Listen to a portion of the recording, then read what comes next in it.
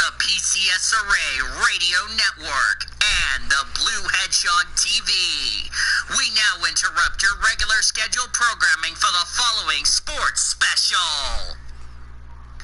This copyrighted broadcast is presented by the authority of the Pacific Coast Sports Racing Association and the National Association of Professional Racing Leagues Incorporated for the private use of our audience. Any reproduction or rebroadcast, retransmission or other dissemination or the use of this broadcast, descriptions or accounts of this show without the express written consent of the Pacific Coast Sports Racing Association and the National Association of Professional Racing Leagues Incorporated is prohibited. On the PCSRA Sports Network from Learfield IMG College. Welcome to the PCSRA Weekly Show's 2020 season. We're glad that you're with us to celebrate 10 years of the PCSRA, and we hope to see you every Monday and Tuesday here in the PCSRA Blue Hedgehog Studios in War Acres, Oklahoma. Today's PCSRA Weekly Show broadcast is brought to you by Budweiser, Love's Travel Stops, iHeartMedia, The Oklahoman, Newcastle Casino, Devon Energy, Sonic Drive-Ins, Rudy's Country Store and Barbecues, Harkins Theaters, and by the Oklahoma Highway Safety Office, where we encourage all of you fans that together we can end DUI. Now, in its 10th season with the call of today's PCSRA Weekly Show from the Blue Hedgehog Studios in War Acres, Oklahoma, here he is, the adorable Blue Hedgehog, the voice of the PCSRA. Here he is, Daniel Voiles.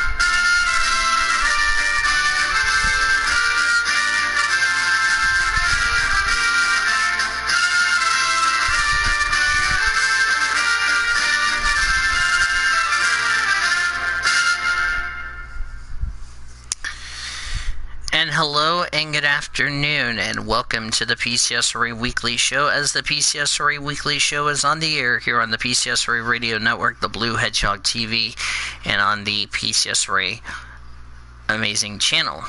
Daniel Voiles here in our PCSRA studios. Welcome to a Monday afternoon edition of the PCSRA Weekly Show. Before we start our show, we do have some sad news for me to pass along.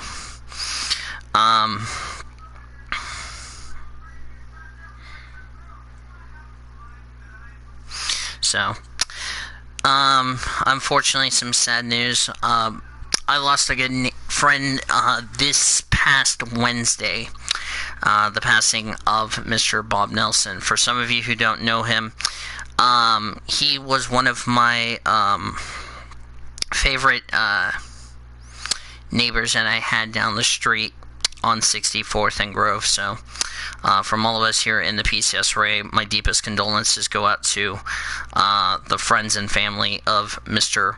Bob Nelson, and he will be quote unquote deeply missed by all of us, so including myself. So anyway, so it's really a sad time right now, but in his honor, we're doing the weekly show in honor of him. So, yeah. Time for got like 4 or 5 announcements before we get started with the I do not care about that. Thank you very much.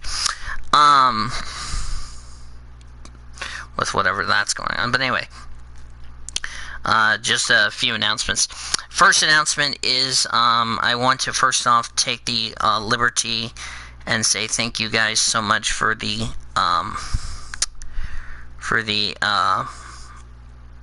birthday wishes that I'll be getting from you guys tomorrow. It's really a special privilege and honor to celebrate my number that you see on the screen. So it's something that I'm really excited to tell you all the truth, and it's really fun. So that's the first thing I want to say, as far as that's concerned. The second thing I need to say is that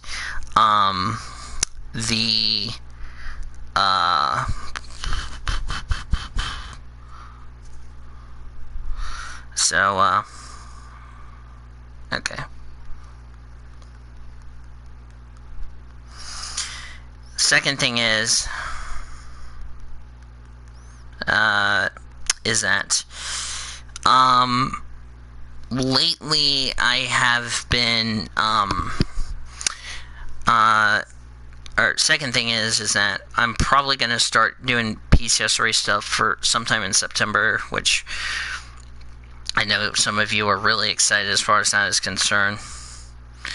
And yeah, so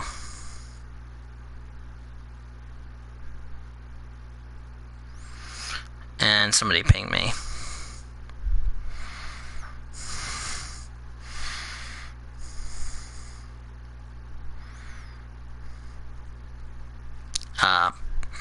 Sorry, I just got pinged on Facebook. So looking forward to that. I'm not going to be doing any Rush Hour Renegade shows when I start doing NR stuff, because I have so many things going on. There will not be a talk show this week because of the fact that I'm going to be having fun with the Reese's drivers tomorrow. The podcast has been moved to next week, so there's not going to be a show this week because we don't have anything to discuss about since we've already previewed Sebring. So we'll have one next week, so that way we're in good shape. So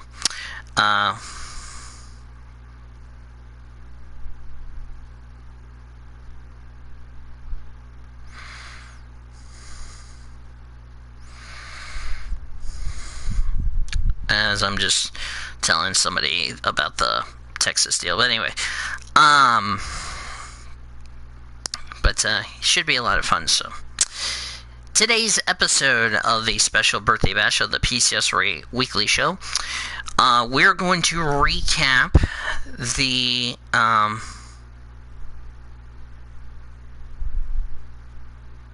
as I hear Alex Freeman has been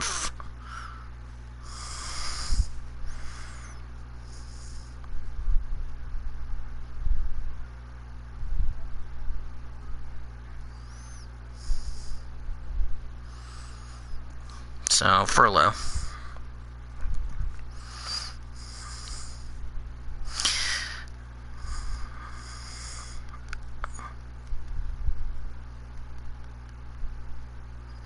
I'm just told David something important. So anyway, so we're gonna recap. Looking at my agenda, we're gonna recap Austria to Road America and Kentucky.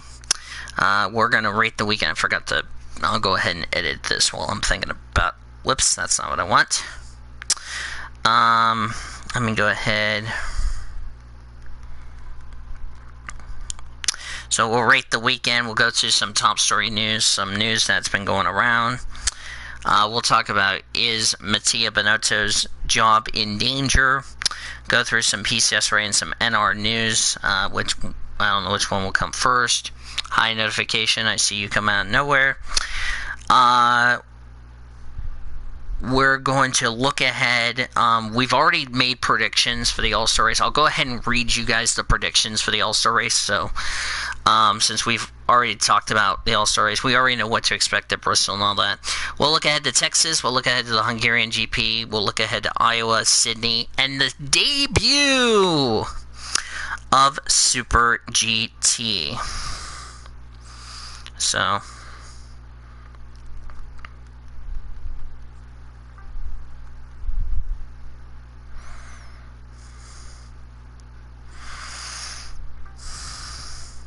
yeah.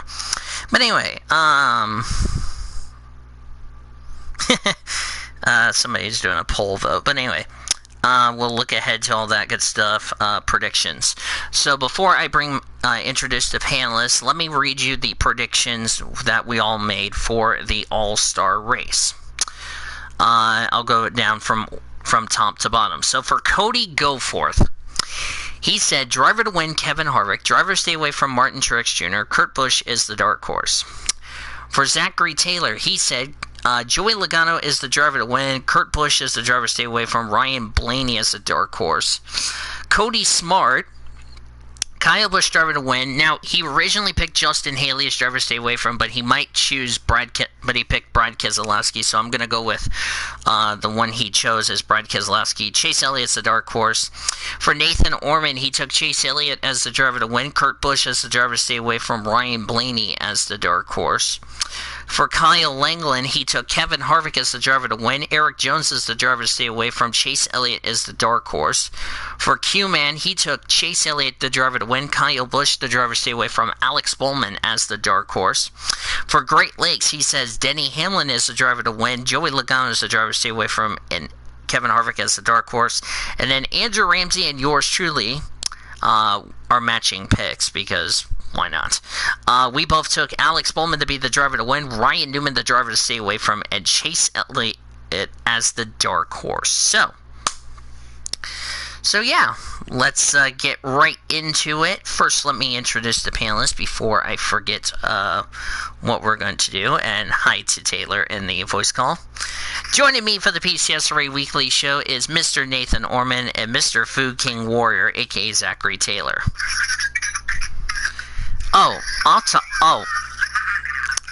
topic, Taylor, not a roast. My Brahms sandwich was good, and I did not share with you.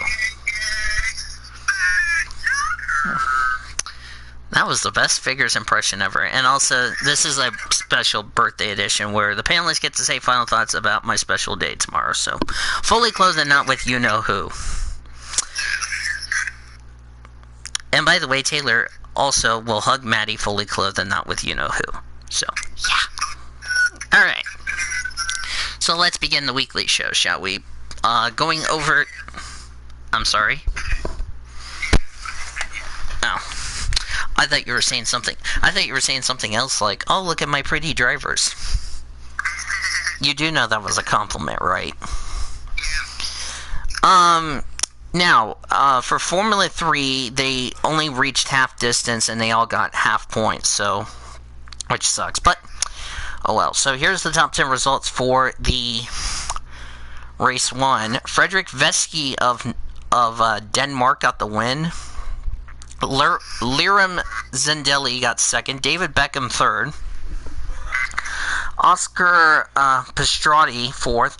Ollie Caldwell 5th, Logan Sargent 6th, Richard Verschoor of the Netherlands 7th, Liam Lawson 8th, Theo Porchari got 9th, and Jake Hughes has completed the top 10.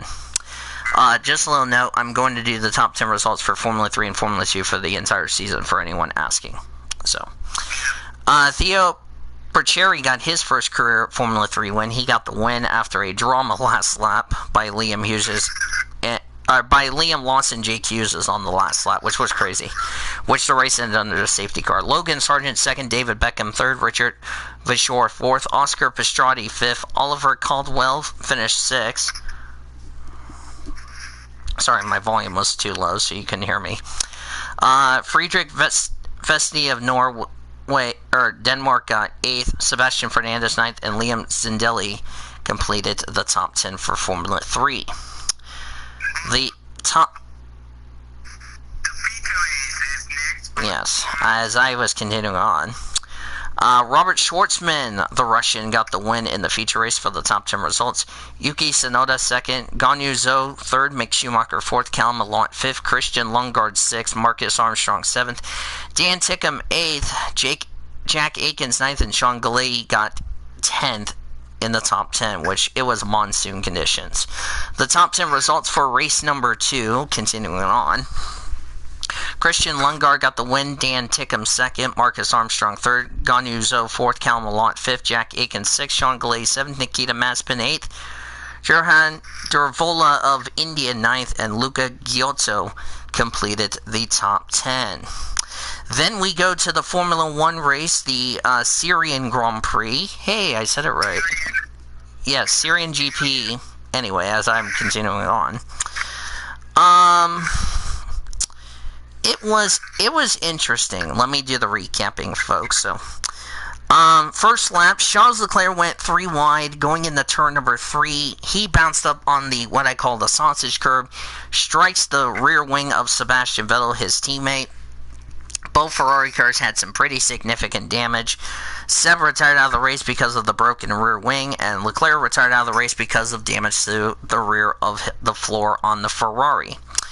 And then Esteban Ocon had like a mechanical failure or something like that. So a driver who was doing very well, as I was saying, let me continue, had a mechanical failure. He unfortunately had to retire from the race.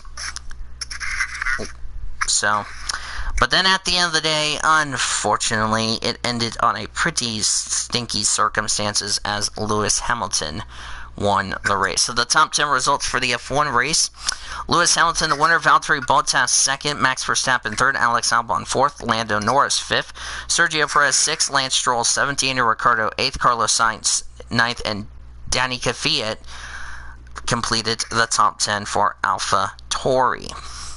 Then we...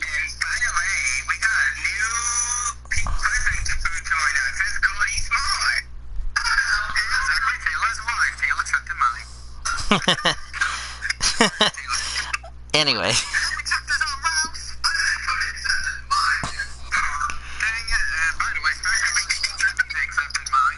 Okay. As I was saying, continuing... Yes, great way to enter. Then we go to the IndyCar doubleheader at Road America. Only one retirement. Jack Harvey went off course, like he had a problem with his car. He ended up retiring. Marco Andretti had a mechanical failure. He came in the pits and they retired his car. But it was really a calm, clean race as far as that's concerned. And at the end of the day, Scott Dixon, for the third race in a row, came home with the third win of the season. So the top 10 results for race 1 was the following: Scott Dixon, the winner; Will Power, second; Alex Palou got his first podium, finishing in third; Ryan Hunter-Reay, fourth; Colton Herta, fifth; Santino Ferrucci, sixth; Graham Ray Hall, seventh; Patricia O'Ward, eighth; Takuma Sato, ninth; and Marcus Ericsson completed the top 10. But race 2, however, was a different story. We had a little stack up on the start. I got it, Orman. We had a stack up on the start. Then Will Power came in like a wrecking ball, spins out Ryan Hunter-Reay. Hunter-Reay hits the wall in turn 1. That brought out the first caution, and then Will Power came in like a wrecking ball on Graham Ray Hall coming out of turn number 3. Ray Hall hits the wall so hard that it breaks the suspension. He was done for the day. They slapped Will Power with a penalty for aggressive driving, which I guess the IndyCar officials came in like a wrecking ball just to ruin Will Power's day. But anyway, no. Let me continue the recap before you guys do anything dumb. But anyway, Will Power was sent to the back. Oliver Askew, Will Power then spun while trying to catch up to the field. He got stuck in the kitty litter playing some sandcastles with his wife. And then Oliver Askew went off course like he had a mechanical problem. His race was done. It was really interesting. It came down to a battle between Patricia O'Ward and Felix Rosenquist. O'Ward was on old tires. Rosenquist had fresh Firestone tires. Rosenquist passes Patricia O'Ward, and for the first time since 2002, Felix Rosenquist, the former Formula E champion, took home the win. I have no comment what you just did, Cody, but anyway. I have accepted to sub Scion.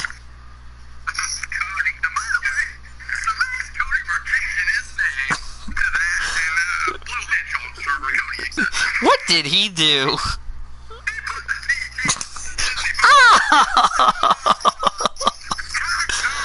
Oh my goodness.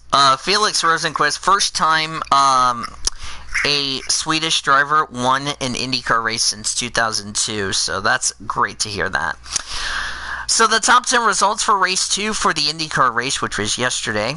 Felix Rosenqvist got the win. Patricia Award second. Alexander Rossi third. Marcus Ericsson fourth. Good best finish for Marcus Ericsson, if I'm not mistaken. Colton Herta fifth. Santino Ferrucci sixth. Alex Palou seventh. Takuma Sato eighth. Joseph Newgarden, defending series champion, ninth. And Charlie Kimball completed the top 10. First things first, before we go to the Kentucky, what were your thoughts on Austria, or should I say the Syrian race weekend, and also Road America? Taylor, I'll start with you.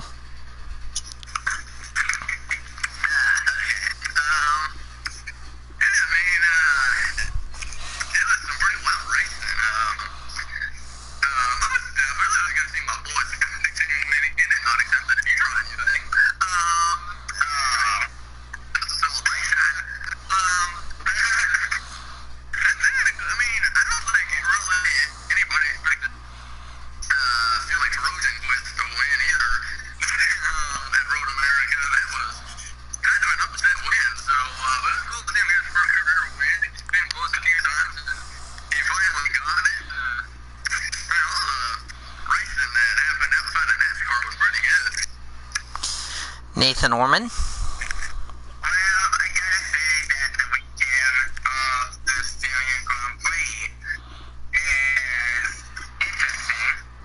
We had rain, which that was something. Also, the honorable mention, a rubber ducky won free practice 3 for the Syrian Grand Prix.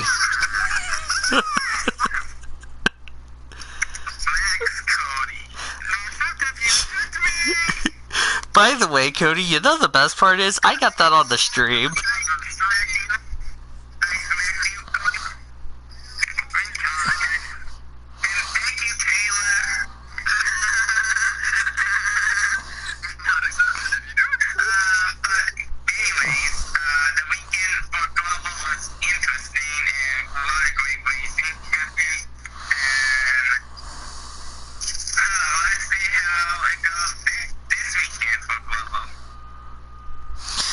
What about you, Cody, about Road America? Because that was really an interesting race.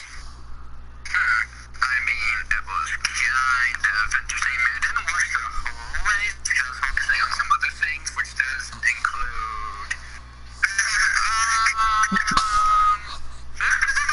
beyond that one, I could think the rubber ducky. Okay, so, back to the Road America discussion.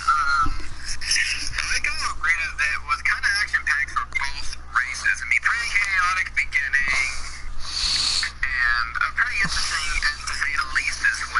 Even though Scott Dixon made it boring for racing. Other than that... Wait, I want to do this.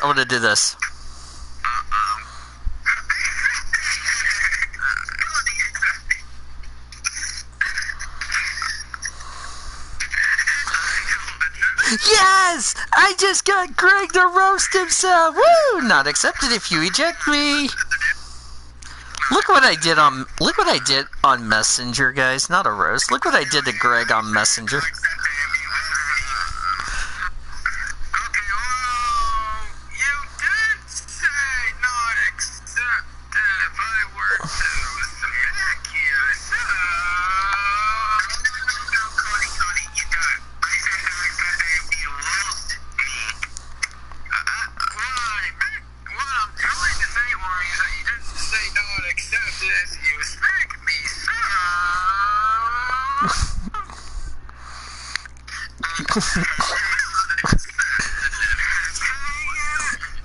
Okay, continuing on.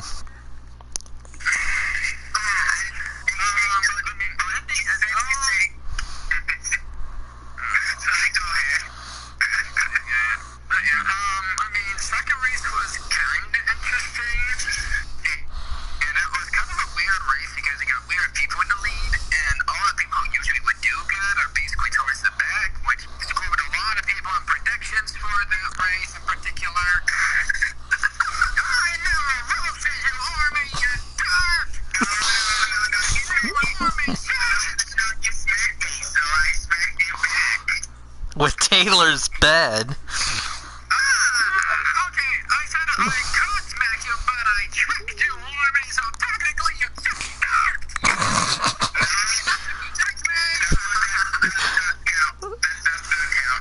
Says, wait, you said that does. That's what Ormy said when he said that didn't count with his 1 trillion wives. Ormy accept it, not accept it if you smack me or roast me. I think we tied.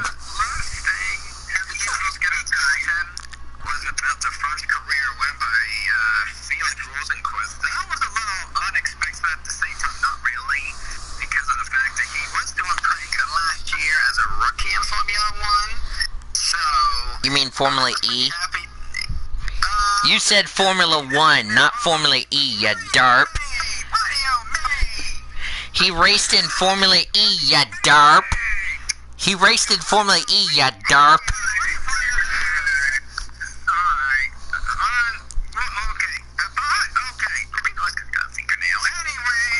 Derp! No, I was saying derp to what Greg just said on Messenger.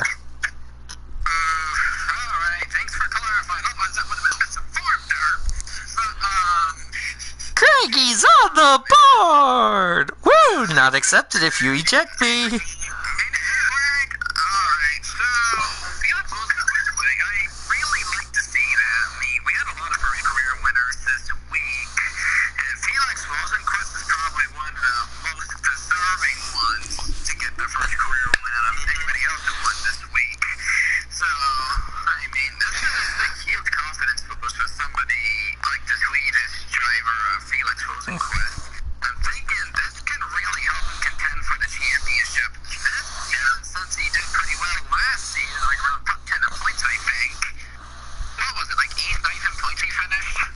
Somewhere around that area.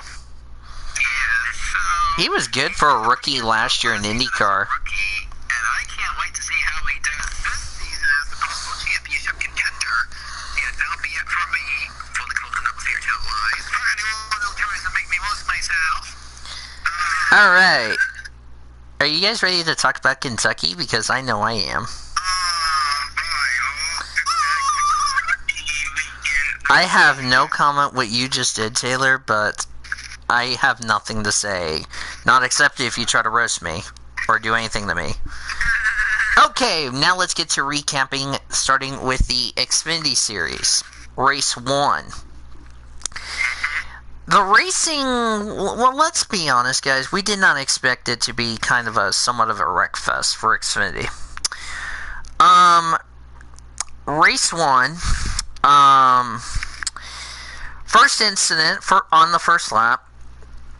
Jeff Burton went into turn 1, got loose. He got loose. He spins out. He collects Brandon Jones. Both cars had some damage to the in the wall. Hi, Elijah, by the way. I keep telling y'all that Taylor's secretly a woman. Oh! Taylor's going to be triggered about that. And it wasn't me, Taylor. Elijah said you sound like a woman.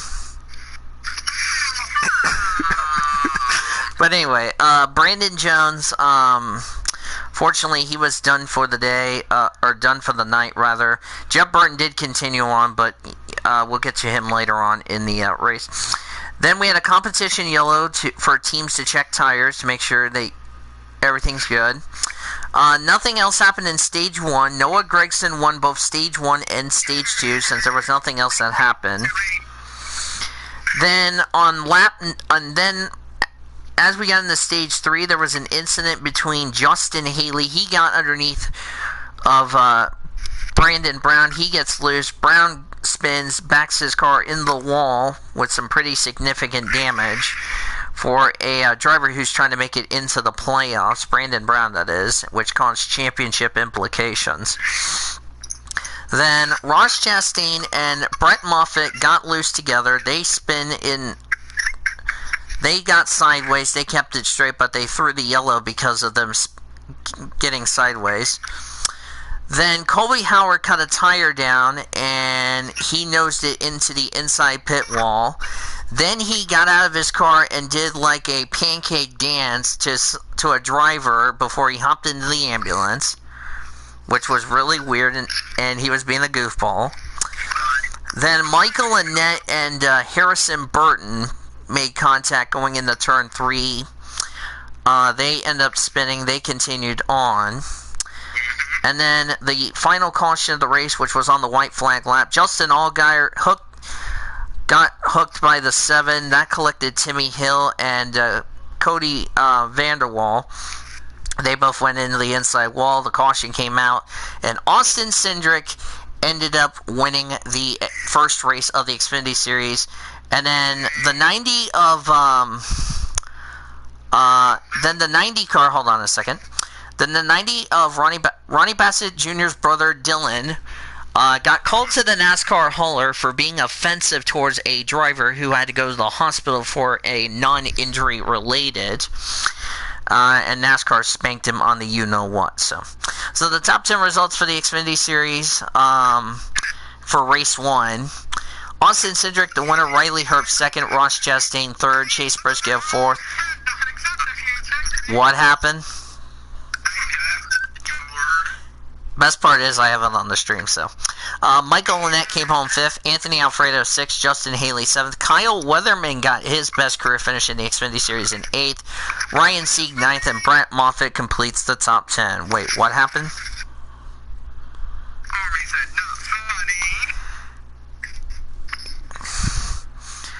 Oh, bruv. Wait a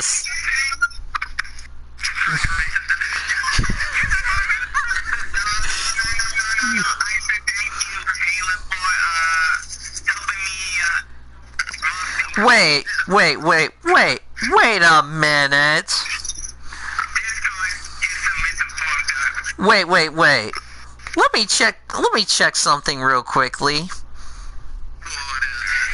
I want to see if Taylor spelled it right. Taylor did not. Taylor, I have a dumb question to tell you. That is not how you spell zillion.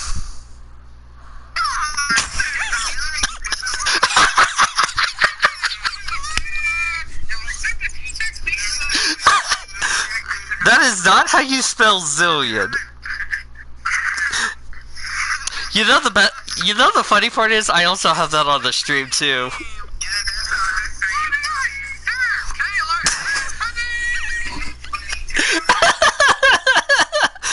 Guess what? I'm gonna copy that and I'm gonna put that in Elijah's server and my server. Not accepted if you try to smack me or hit me.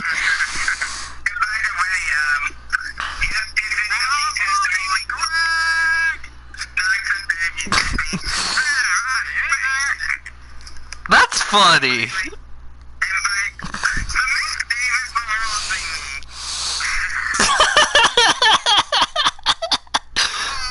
Not accepted if you do anything to me, Taylor.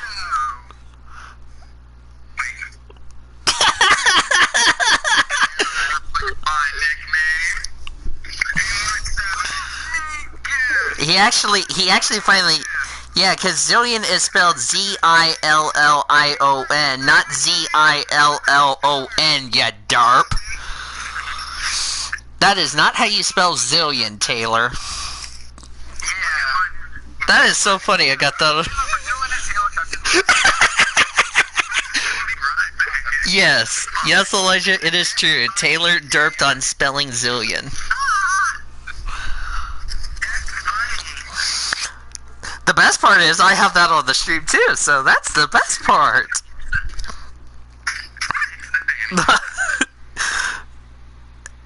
Yep, that's on the stream, right, Cody? Race 2, getting back on topic here. Race 2, since I had to do that real quickly because I want to make... Okay, anyway. Lap 1, getting back to the Xfinity recap of race 2. Kyle Weatherman got way up out of the groove. He hit the wall coming off turn 2. He ended up cutting a tire down, which led to a broken suspension on the right front. He had to retire from the race. Surprisingly, it did not bring out the caution. But the first incident of the second race... Anyway, the second... as I was saying, first incident, Ryan C. got loose underneath the 93 of Myatt Snyder. He gets loose, goes into the inside wall. His race was done. Then,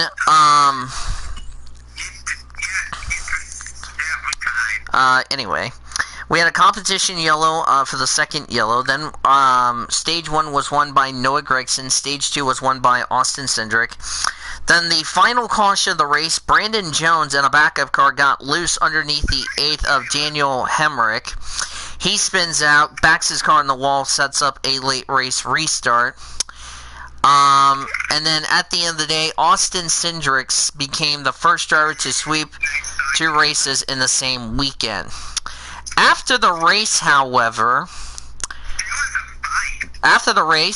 Noah Gregson and Harrison, I think it was Harrison Burton and Noah Gregson, if I'm correct, got into a fight. And NASCAR then punched both drivers and sent both drivers to the hauler for fighting. And they also, I expected, got fined by NASCAR for violating social distancing. So we're supposed to hear some penalties as far as that's concerned. But of course, NASCAR is not going to penalize them as far as that's concerned. So, yeah.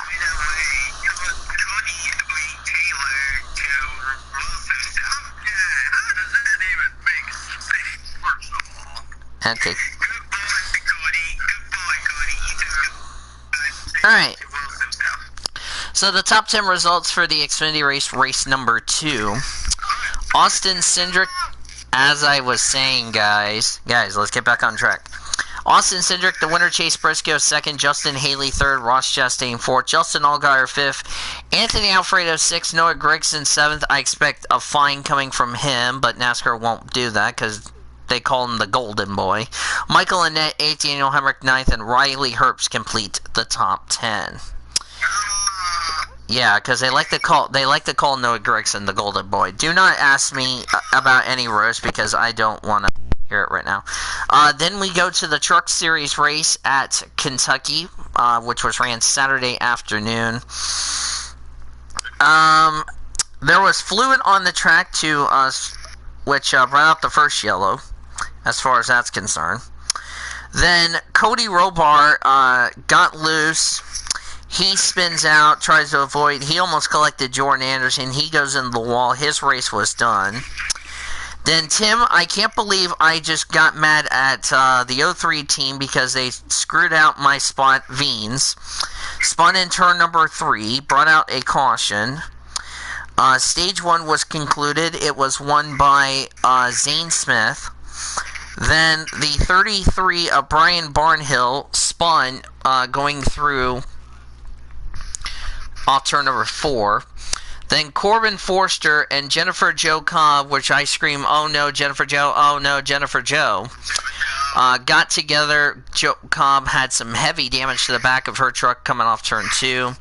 Stage 2 was won by Sheldon Creed, and then rain came pouring down, and the rule was we either had to get past halfway or get to the end of Stage 2. They got to the end of Stage 2, and Sheldon Creed not only won Stage 2, he ended up winning the Truck Series race at Kentucky, his first career win, and locks himself a spot into the playoff. So Sheldon Creed is the only driver besides the 98 of Grant Enfinger that's in the playoffs as of now. So the top 10 results for the Truck Series race, Sheldon Creed the win, Ben Rhodes 2nd, Matt Crafton 3rd, Johnny Sauter 4th, Austin Hill 5th, Christian Eckes 6th, Zane Smith 7th, Derek Kraus 8th, Tanner Gray 9th, and Todd Gilliland completed the top 10. Nice, good runs for those drivers, if you know what I mean, so in that respect. Continue. And now for the Cup race. The Cup race, the final Cup race points paying position for Fox in the Quaker State 400. Of course, the man was given by Cincinnati Reds first baseman Joey Votto, which he did it at Great American Ballpark in Cincinnati, which was nice. It's I believe the first time that's ever happened, so yeah.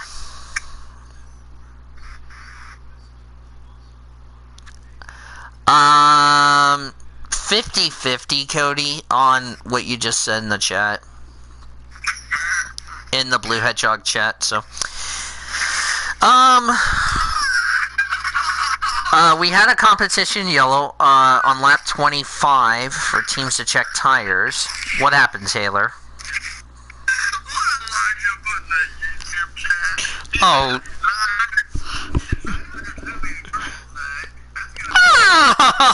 I said Austin Cindric, not Austin Cindrix. You can only have one. Oh, good lord. But anyway, we had a competition yellow. Stage 1 was calm and clean. That was won by Eric Almirola.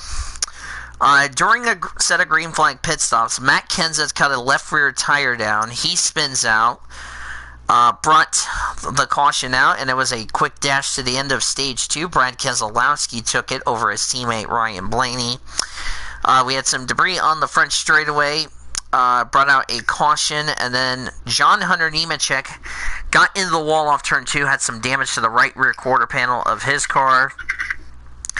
And then on a restart, Brad Keselowski hooks Jimmy Johnson around. I think it was kind of 50-50, if you know what I mean, on the incident, but a racing deal if you ask me.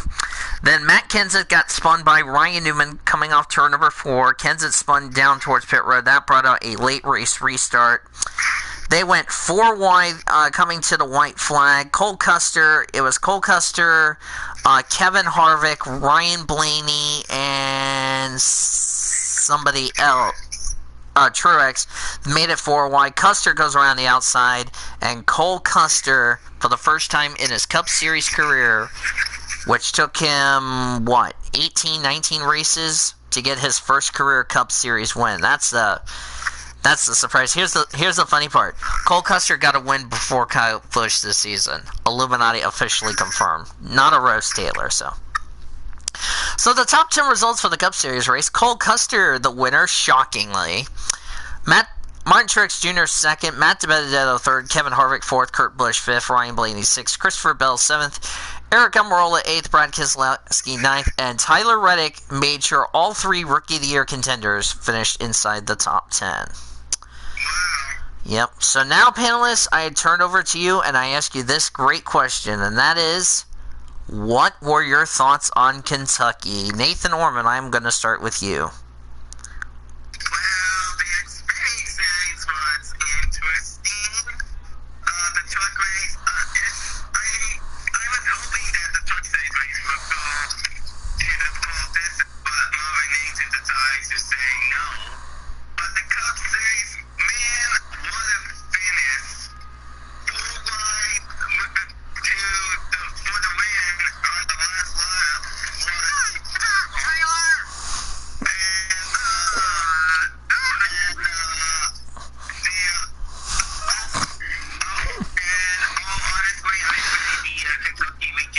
Taylor, that is a derp. Because that is not how you spell Melissa Cooper, you derp.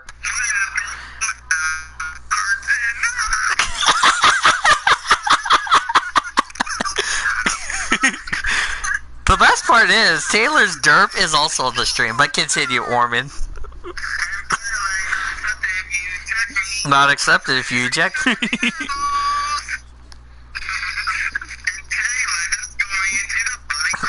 Yes, it is.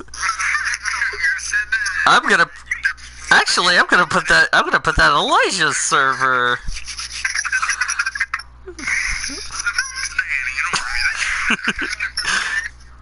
No, why are you smacking a walrus, Taylor?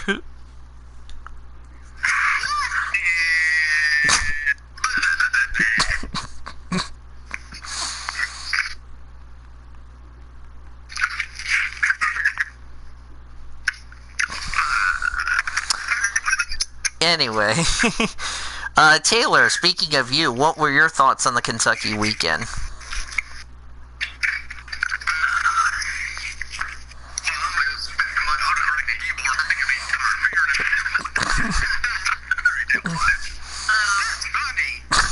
Yes, it is.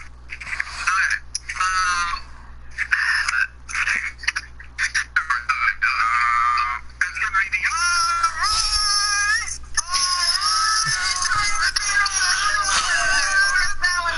This stream never lied. Well, blame YouTube.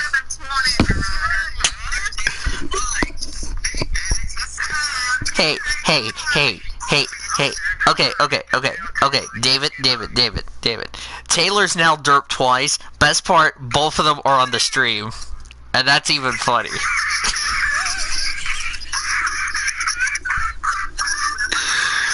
Oh, you gotta love it.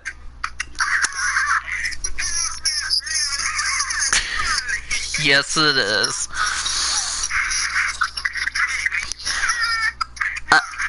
Okay, Taylor's first derp was he couldn't spell zillion. His second derp, he couldn't spell Melissa correctly. So, anyway, go ahead, Taylor. Your thoughts on Kentucky.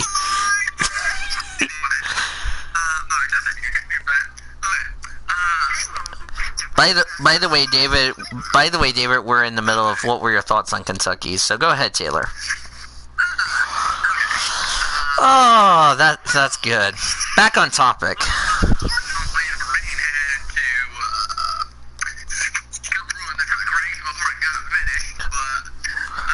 Whoa. Continue, Taylor. I just saw something, and this is not a roast. Accepted! Marty accepted! Not a roast, guys. Not a roast on the link I just put in. We'll get to that in just a second, Orman. We'll get to that in just a second. Go ahead, Taylor. Go ahead, continue.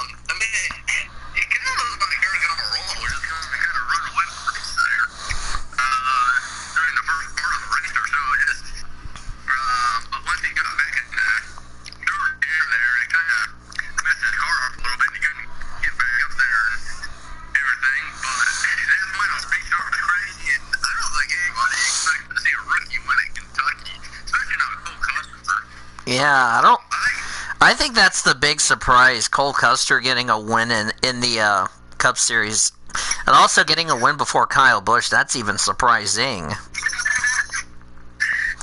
Just being honest here, you know.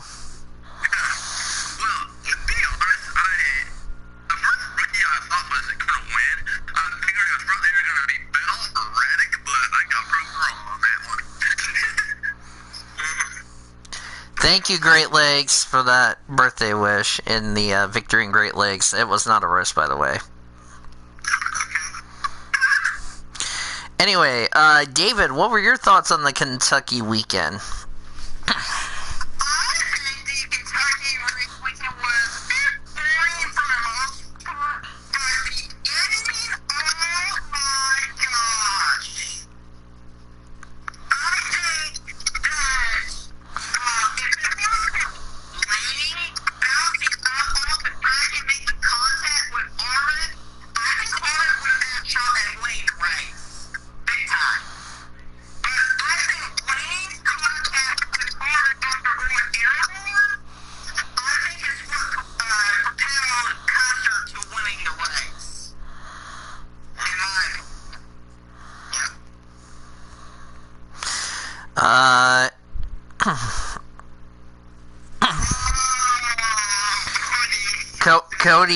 Cody is probably getting food, and he's not sharing with us.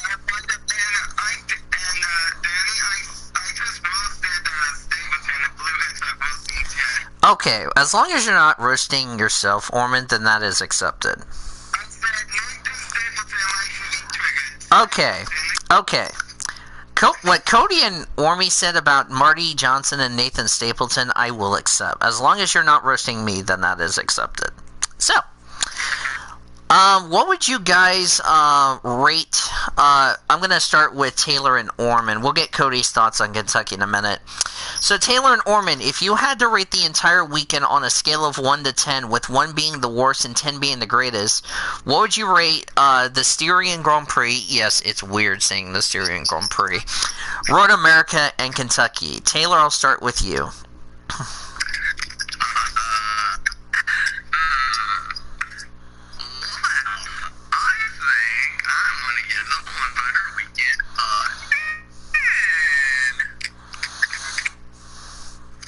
Would you give it a 10?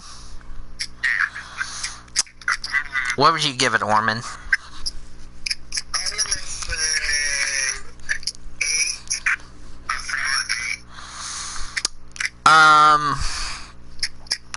Austria, because of all the rain and the rubber ducky winning free practice 3.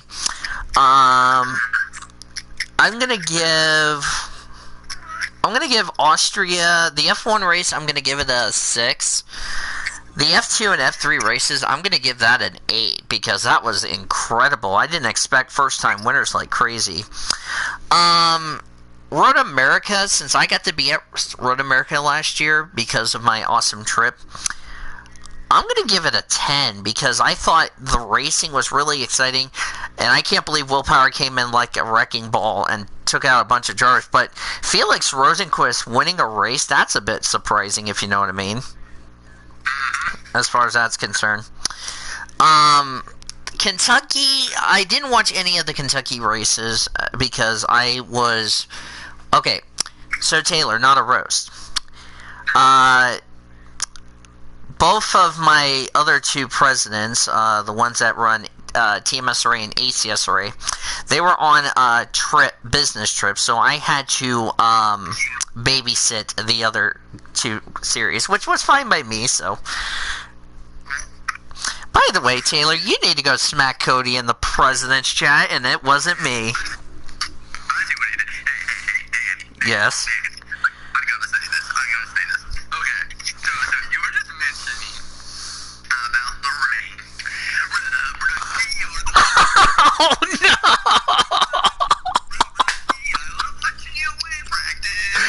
Oh no! I'm sure Cody loves to get some tongue, lol. Oh good lord. Okay. Wait. Okay, you know something, Taylor? The rubber ducky has 2 wins this season.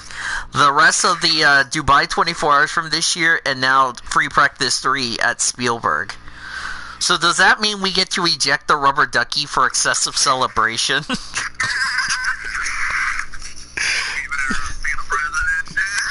Okay, what's next? A fox gets ejected for excessive celebration? Alright. Kentucky, the truck race, I'm going to give it a 7.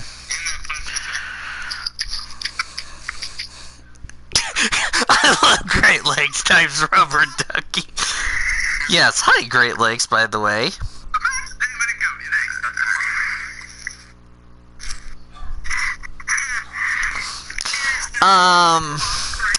The Xfinity Series, I'm gonna give it a 9.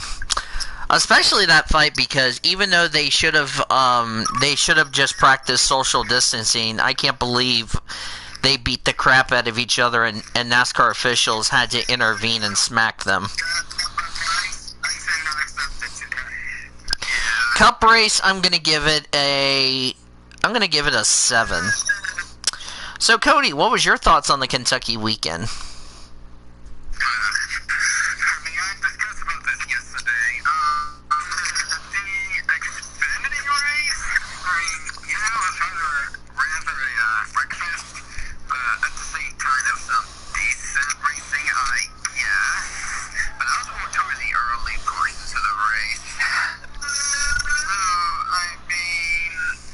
Xfinity race, I don't think was that great, but it was better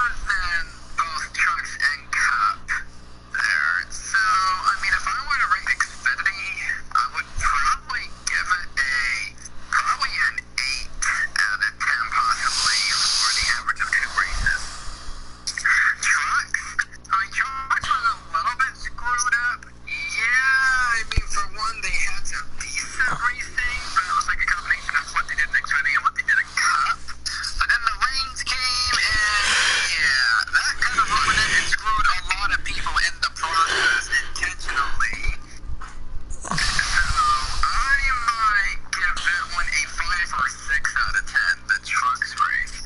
So that was pretty disappointing, especially with some people thinking that the NASCAR officials nerfed on when a race was official. Well, they said either we get to halfway or get past the end of stage 2 for the race to be an official. Yeah, they're like, I honestly thought that, like, well, they're gonna postpone the race since they were a couple laps short of making it official. Oh, wow. Krispy Kreme... Okay, not a roast here, guys. Krispy Kreme is giving free donuts to people who had birthdays in lockdown. Guess what? I'm one of them. What, Taylor?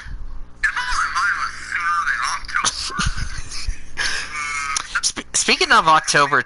Hey, Taylor, speaking of October, Hershey's got 2 other holiday points.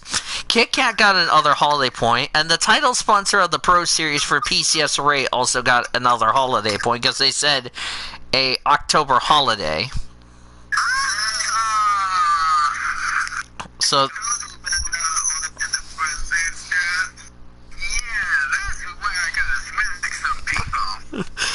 And it's not me, so...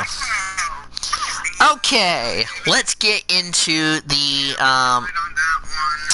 let's get into the tops. Alright, let's continue on. Getting into the top story news. Now, let's discuss about, the Sebastian Vettel-Charles Leclerc situation, because, of course, those two made, contact and took each other out of the race and all that. Charles said after the race he screwed up and said it was his fault, but Ferrari did not do an interview. So, do you agree with Charles Leclerc that it was his fault because he didn't do it? He didn't mean to do it on accident, or do you think it was kind of a racing deal? I'll start with Orman.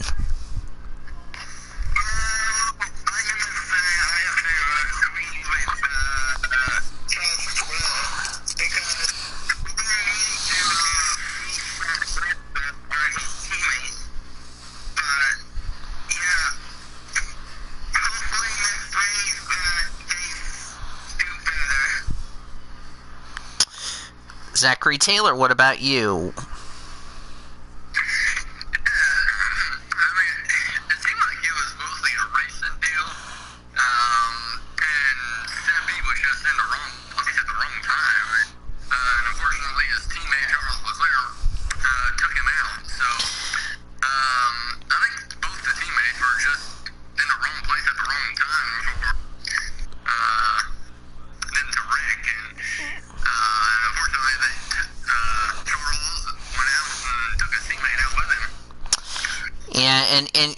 And I don't blame Charles for, taking responsibility and saying, I screwed up. I can't believe we just costed a bunch of points, because they brought some new upgrades to the car, and unfortunately they didn't get the show for it. So that really kind of sucks in a way as far as that's concerned. I'm just going to say it's just a racing deal. I could kind of say 50%, yeah, it was Leclerc's fault. But the thing is, it's lap 1 of a 71-lap race. You gotta be using your head. So it's gonna be kind of yes, it was Leclerc's fault, but it was a racing deal, if you ask me. Also, I brought up a stat. Some of you didn't hear this. I'll go ahead and tell you this. It's the first time Ferrari... Can I continue, please? It's the first time a Ferrari engine-powered cars did not score points since the Mexican Grand Prix in 2015. Think about that. First time that has happened since 2015, the Mexican Grand Prix. The last time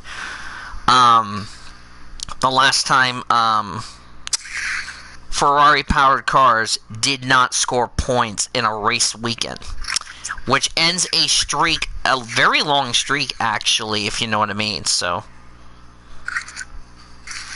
as I'm trying to pull this up so I can get super... Ferrari has been ejected from Formula 1. They accepted. I have no comments, but anyway, let me look here. Forgot I need to ask Fitzy, what races are they for supercars? Is it 7, 8, is it 8, 9, and 10, or what? Let me ask Fitzy. Let me check. I'm gonna check with Fitzwater. Oh, 10, 11, 12. That's what I need. So, because I need to take care of the thing. Now, let's talk about the Kyle Busch before we get into the top story news. With Kyle Busch struggling as he's had the last couple of weeks, the question to you guys is, should Kyle Busch be hitting the panic button, or do you think it's just, he'll be fine? Taylor, I'll start with you, since you are a Kyle Busch fan after all.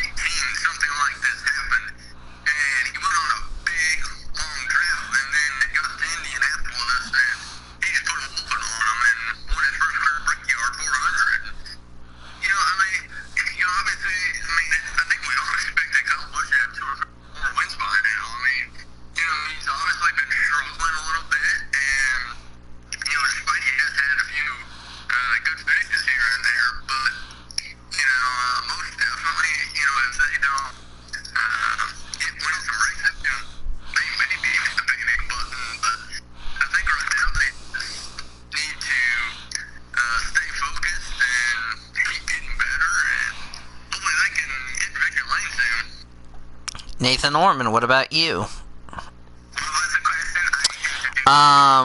Should Kyle Busch be hitting the panic button after the last couple of weeks it's been for him?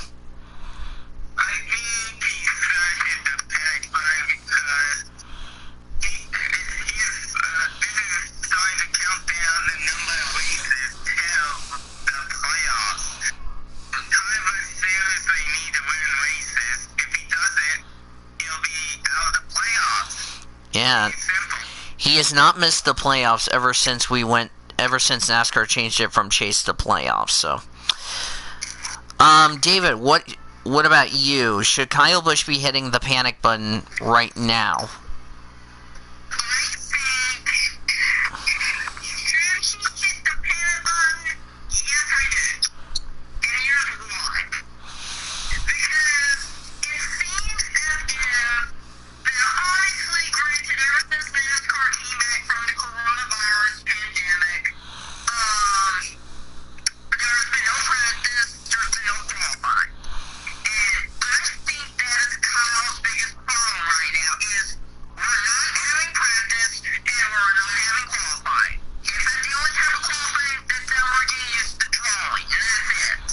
Well, then again, the only qualifying we've had ever since we came back from the pandemic has been the Coke 600.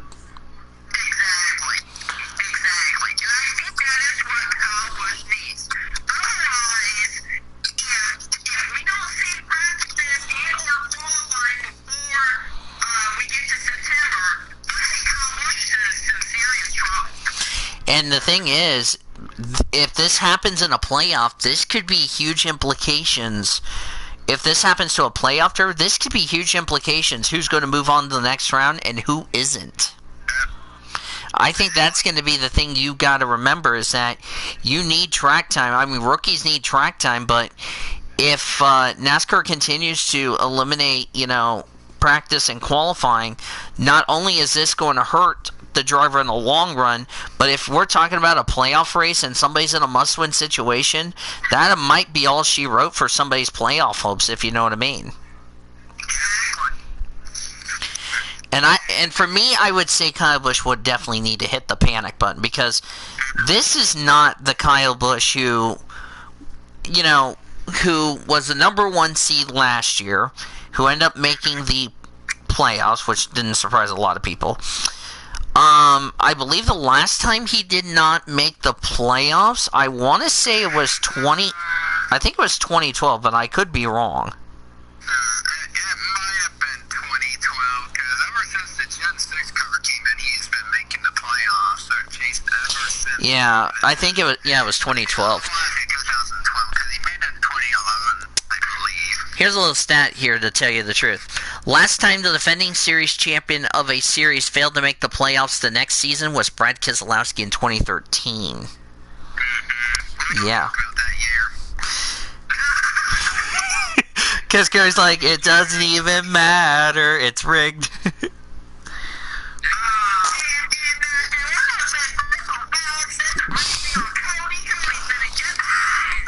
Ow, you're a cow.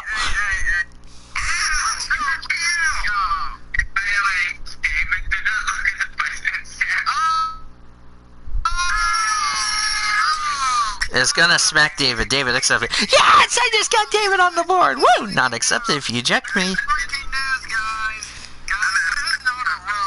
Yes. I just got word from the Discord server that California is going back to lockdown. Oof. So that could affect possibly Auto Club if they were. Well, here's the thing. At least Auto Club was already done, so. Yeah. Well, that's gonna make Ormie's drivers not happy because Ormie's drivers were supposed to start college in the fall, so that's not gonna make their situation any better.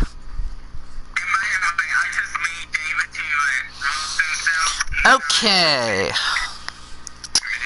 Let's talk about the next part of our top stories. Let's talk about the release part of the NASCAR calendar that just got released. So, if you did not see the release, I'll have to scroll up to find it. This is not a roast, by the way. NASCAR released the last part for the Cup Series as far as the season is concerned. If I can find it, let me go find it before I get yelled at. If I could, all right, where is it? Ah, here it is. Because I forgot to share this here. And I watched, everybody was talking about this.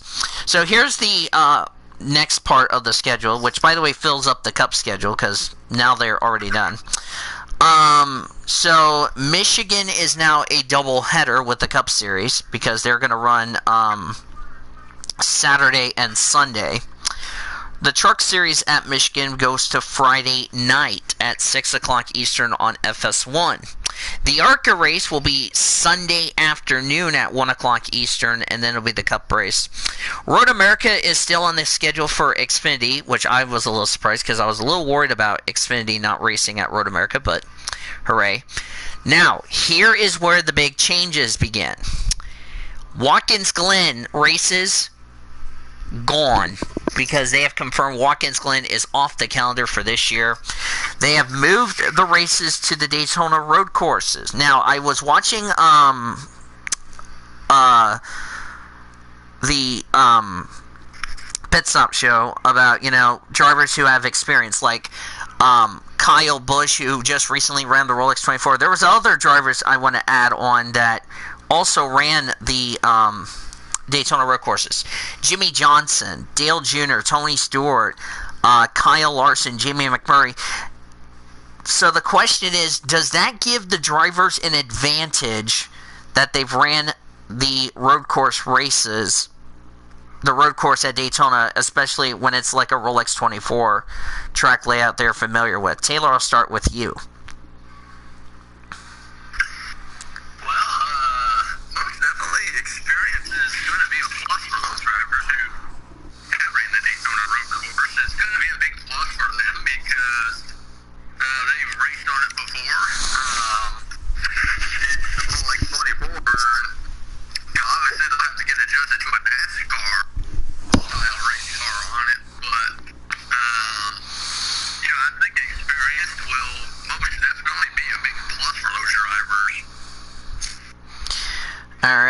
David Heller, what about you? I'm sorry, what was the question again? Does that give the drivers that are in NASCAR the advantage since they've ran the Daytona road course, like the Rolex 24 layout? I think, given the fact that they're using the Rolex 24 type of layout, I think, personally, it's going to create some interesting racing. I think. Alright. Orman is muted. What about you, Cody? Does that give the drivers an advantage of running the IMSA layout of the Daytona road course for all the NASCAR?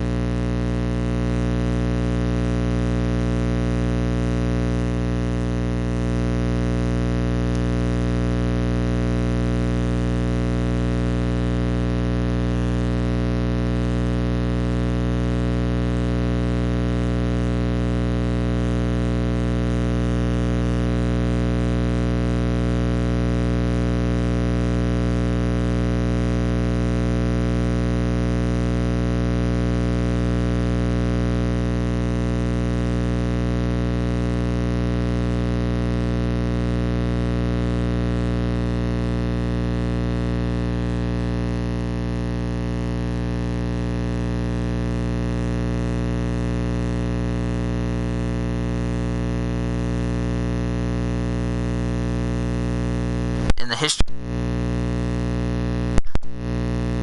It's back to. Be right back.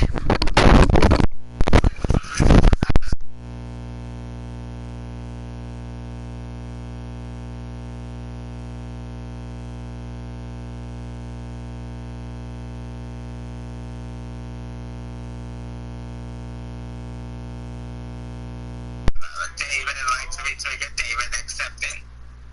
How's it go? Smack for me, accepted. Smack. We tied. We tied up some Scion 75 trillion. You want some Scion accepted. Shoot, we tied. You just said it. Accepted. You took me. Cody and Taylor are all rejected. Quarterbacks.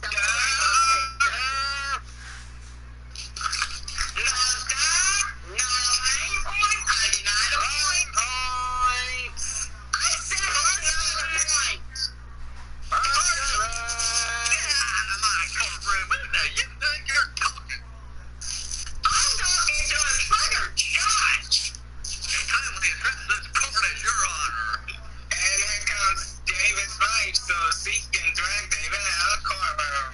Accepted! David is accepted almost. Accepted to be technique.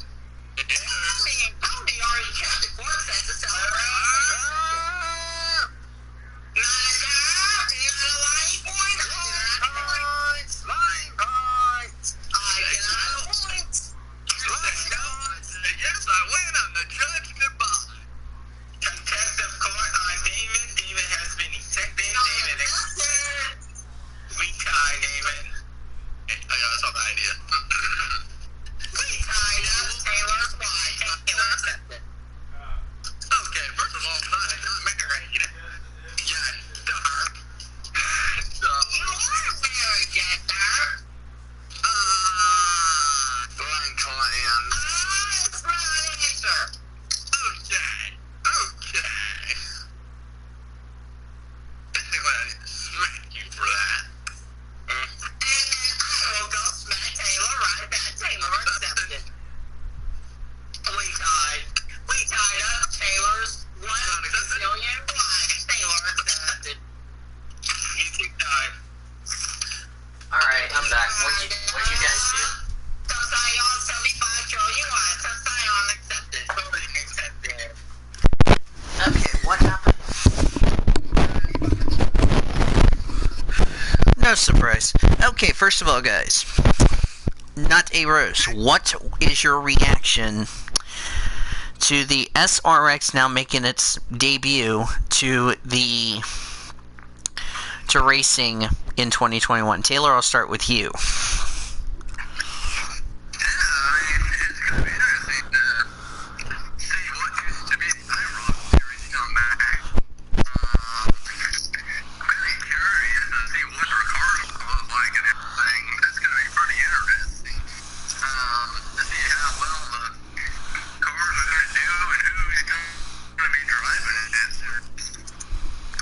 Yep. Nathan Orman, what about you? What's your reaction to the exciting news? Well, I cannot wait for that series to start. I think it's going to be a great series to watch on CBS, and it's going to be great. Oh, yeah. David Hiller, what about you? What's your reaction to that? What's your reaction to the news of...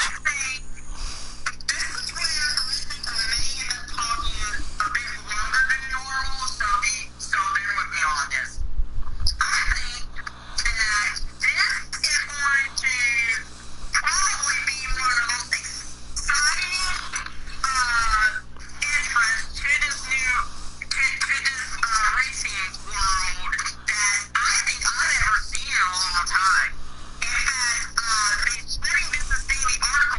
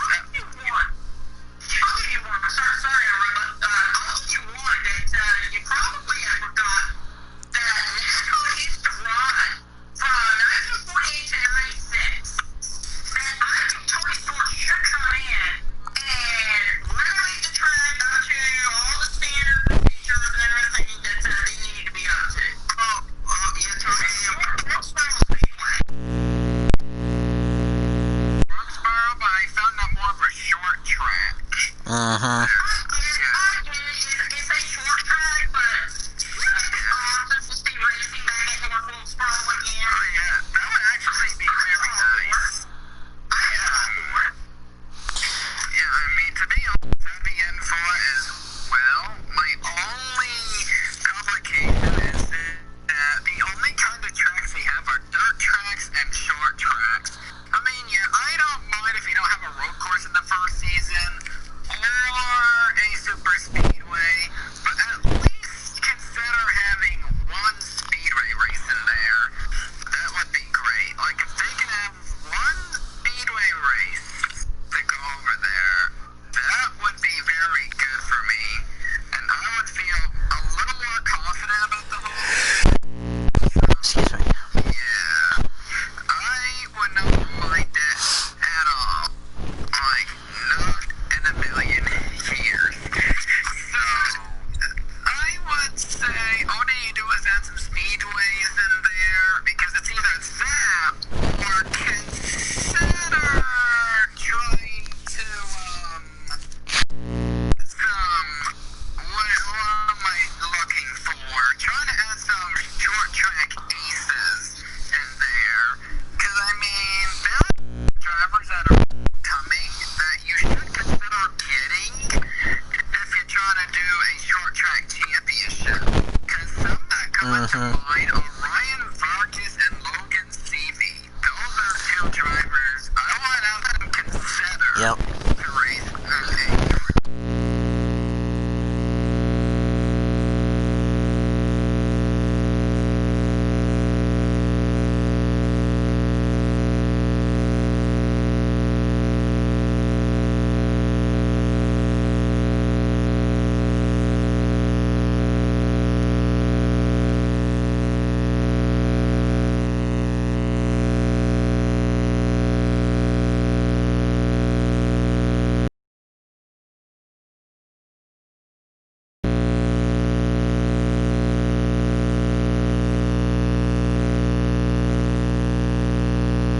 We don't have an IMSA podcast this week, but the IMSA has established a balance of performance for this weekend's Cadillac Grand Prix of Sebring, and was effectively a slightly revised starting BOP, which is balance of performance, for the remainder of the WeatherTech Sports Car Championship season. So that's good news there as far as that's concerned. Apparently, some of my drivers in a more sports manager game does not know how to save tires.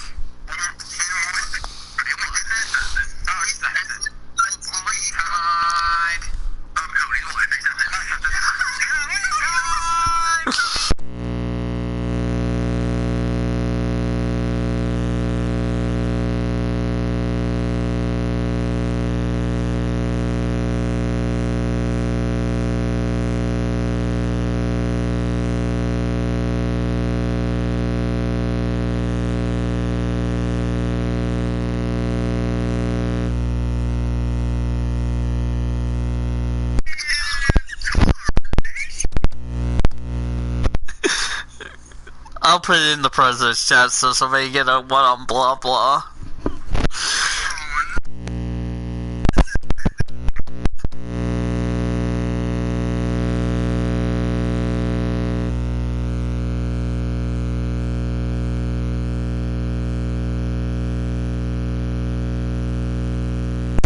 Saying,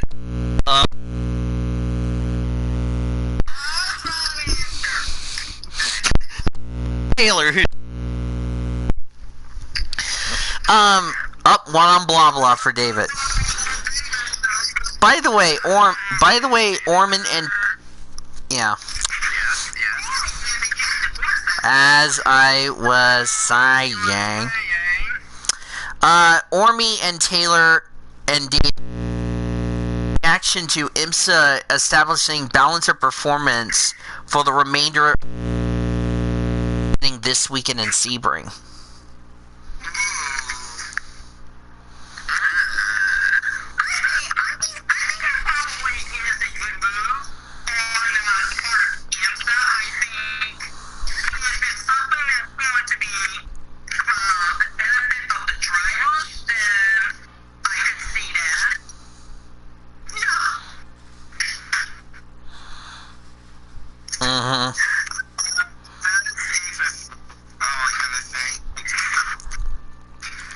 Okay, here's a little surprise note for Daniel Suarez. This is, as I was saying, here's a little surprise note for Daniel Suarez. With the exception of the Daytona 500, he is one of 3 full-time drivers without a DNF.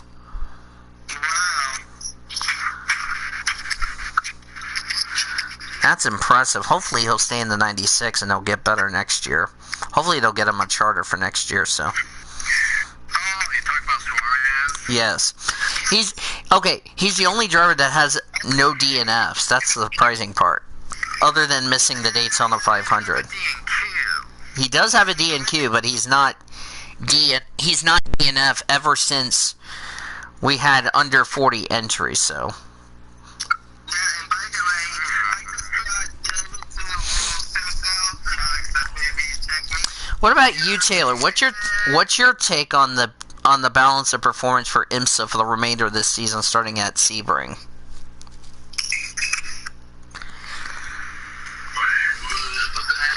I said, what's your reaction to the balance of performance for IMSA beginning the remainder of the season?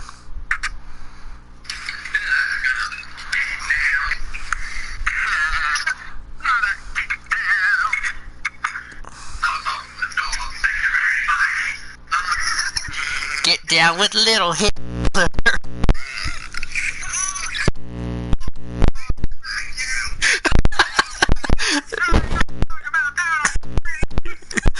Hey, it's my stream. I can do whatever I want to. Oh, ha ha ha ha. Little Cody. Taylor, you derp. I was singing Little Cody.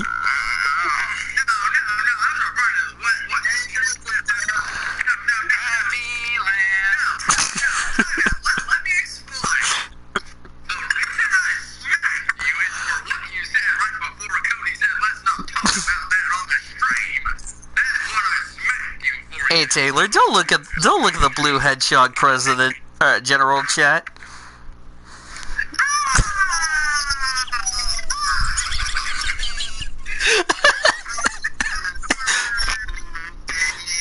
No, I said not accepted if you smack me, so. Of Cody's 5 billion wives, Cody accepted. Yes, I just got Cody on the board. Woo! Not accepted if you eject me. Not accepted first, you derp, so we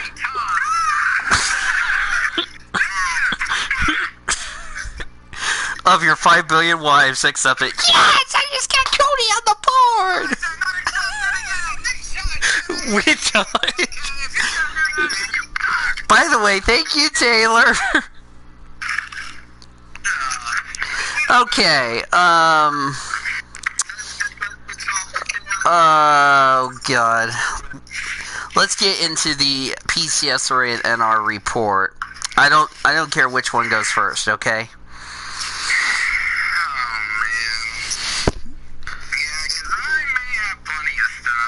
Yeah, go. You can go ahead and start because I'm saving mine for last.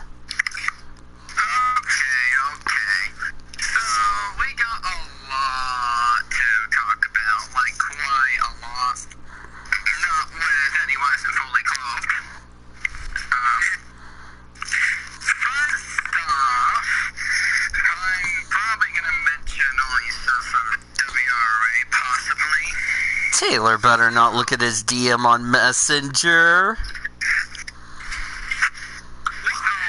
the WRA this week, we went on to the Main International Raceway, possibly the longest course in the history of all WRA diecast leagues, and probably one of the biggest circuits that we've had in diecast racing in quite some time. One on blah blah, Greg. Sorry to cut you off, Cody. Formula 1 rules, because it was sold, and we didn't have so many laps either. It was the Long John Silver 200, race number 8 of the 2021 season of the Military Pro Series. It was Nick Window on the 51 who stayed on the pole as we went to the green flag. Long story short, this one was very wild and involved a couple of course J-word, Greg. and included a red flag with Alex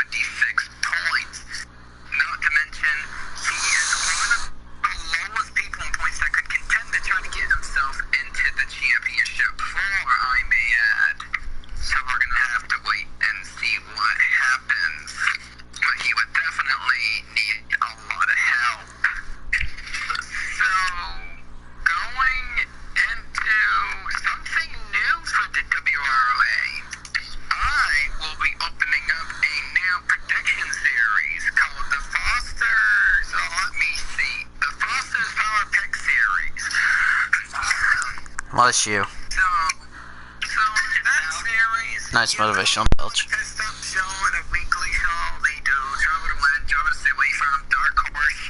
Well, let's just say I'm gonna change it up quite a bit so I don't rip off somebody's material. Like, I don't know who did to somebody else, but here's how it's gonna work. Every NASCAR race, if it's a Trucks Xfinity or Cup, it doesn't matter. I will see who is in a particular position and points. I'll divide everybody up into 4 or 5 groups. And your mission is to pick one driver per group that you have in your lineup and see if they can finish the best compared to your competitors who was trying to set up their lineups as well. If you have the best lineup, you get the most amount of points for that race. And you could try to contend for the championship. This weekend will be the first weekend for the WRA Foster's Power Pick Series at Texas.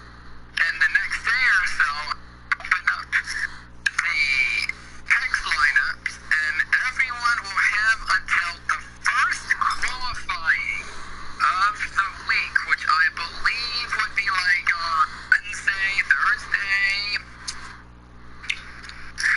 like whenever truck picks their lineups. I don't. But once I get word on it, they will close for the week, and anybody else who tries to get the lineups in, they will not count. So, going similar to Eliza's rules for the pit stop show, and Danny ripped off that material for his weekly show.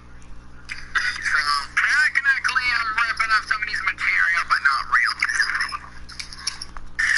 Then again, the only time that rule is not in place is the IMSA podcast. Yeah. So, in the end of it all, that is a lot for the WROA this week.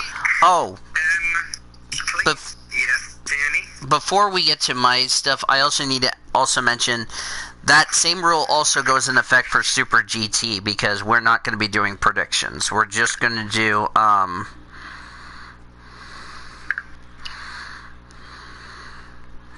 so that way everybody's aware. Like classes and all that, like Asian Le Mans and all that, we're not going to be doing predictions. So we're only doing keys to the race. So, all right, is that it for you, Cody? Yeah,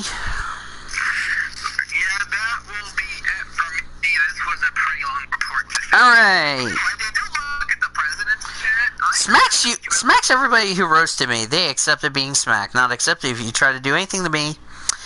Okay. So Honda Motorsports. Anyway, Honda Motorsports has expanded to a 3-car team for the Reese's Pro Series from Richard Petty Motorsports, who's shutting down.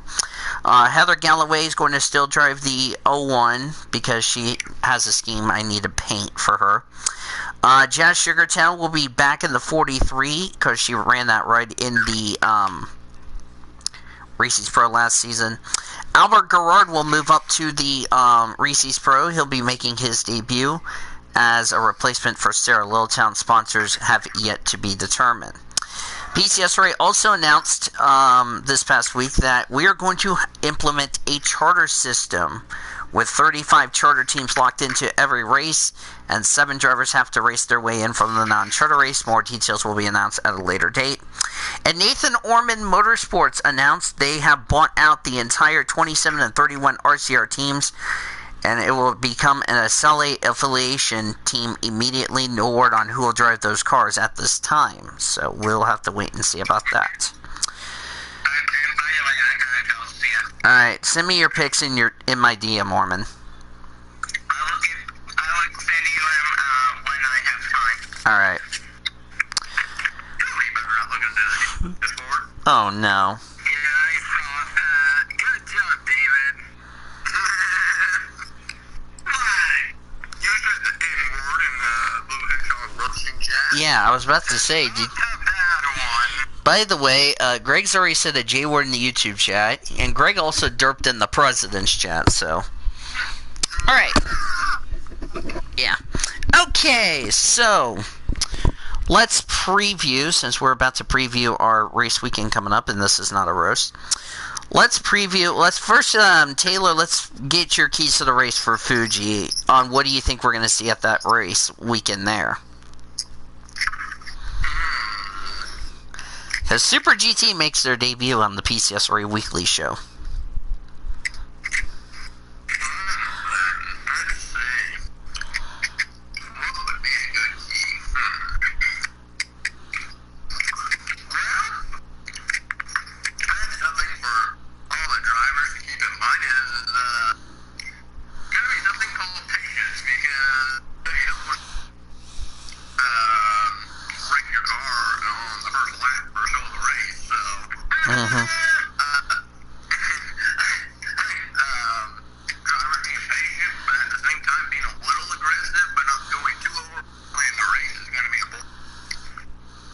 Yeah, I would agree with that. So, should be a lot of fun. So let's preview Sydney, Iowa, Hungary, and Texas. Now, Texas Motor Speedway, as we talked about, this is a race that was to make up back in March. That got postponed due to the COVID-19 pandemic. But we're racing in the middle of July, so does that mean, question is for you guys, does that mean the track's going to be a lot slicker now that we're racing in July instead of racing in, like, March?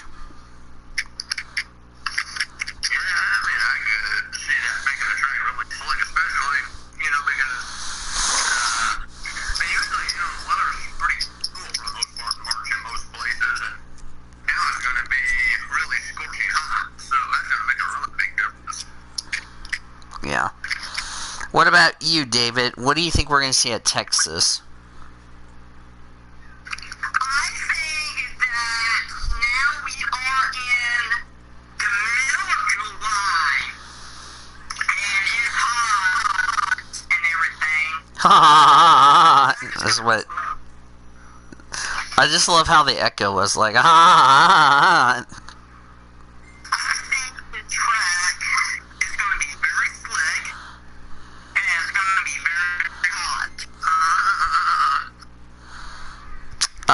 Not a roast, guys, but I have a paint scheme to show you in a minute. I'm gonna put it in the general chat, and then somebody can put it in the PCSRA chat. Look at Kevin Harvick's scheme for Kansas and Michigan.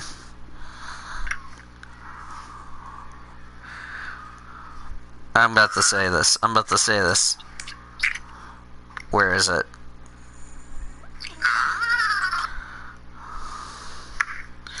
Anyway, it should be interesting to see how that will play out. What about you, Cody? What do you think we're going to see at Texas?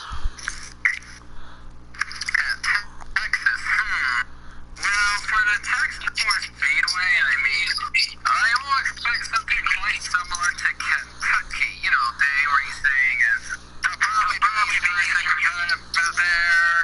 So, I mean, it's hard to tell, to say the least, and to an extent. But what I could say is expect some, I don't know if it's a little more fun, a little more boring, or about the same. Because varying on the situation, I kind of feel about both ways about how this could turn out. But you're wondering why? Yeah. The other series, I think it's gonna be really fun to see how Sydney's gonna be. Iowa, by the way, is a doubleheader. I think that's gonna be interesting. And by the way, first time we get to do predictions for Iowa since we didn't make them for NASCAR because it got canceled. So at least we're still gonna have racing at Iowa in the IndyCar series. So that's gonna be fun.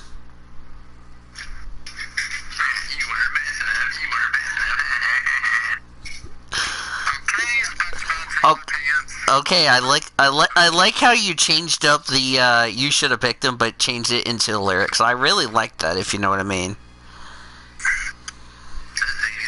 No, I accept it. We tied.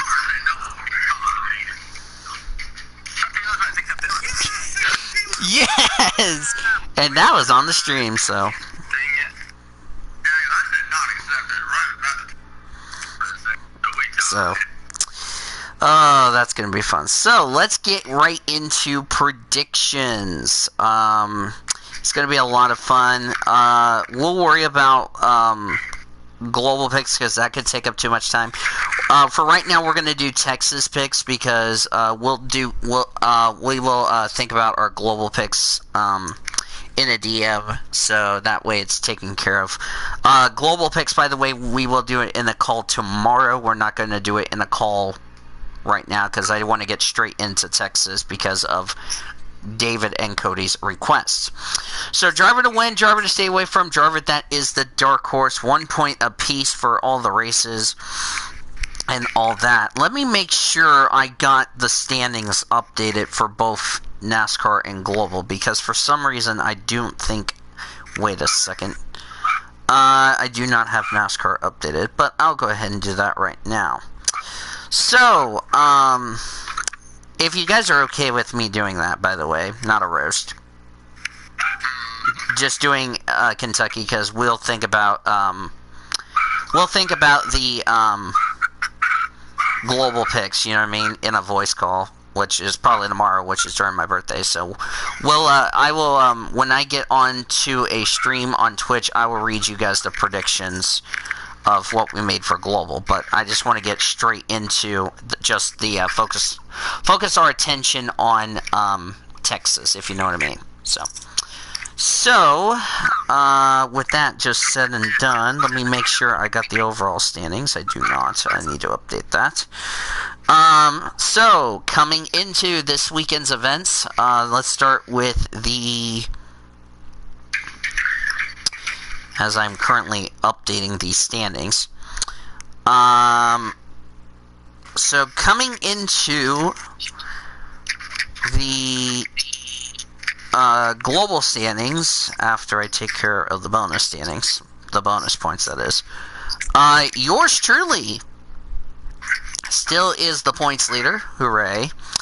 And by the way, somebody forgot to do this. I'll fix it. Somebody derped and not got the wait a second. By the way, I forgot to tell Orman this. Nice derp, Orman! If you look at the predictions chat from yesterday, he put Kyle Langland 5, Andrew Ramsey, David Heller, Q-Man at 3, Great Lakes at 4. Nice derp, Orman!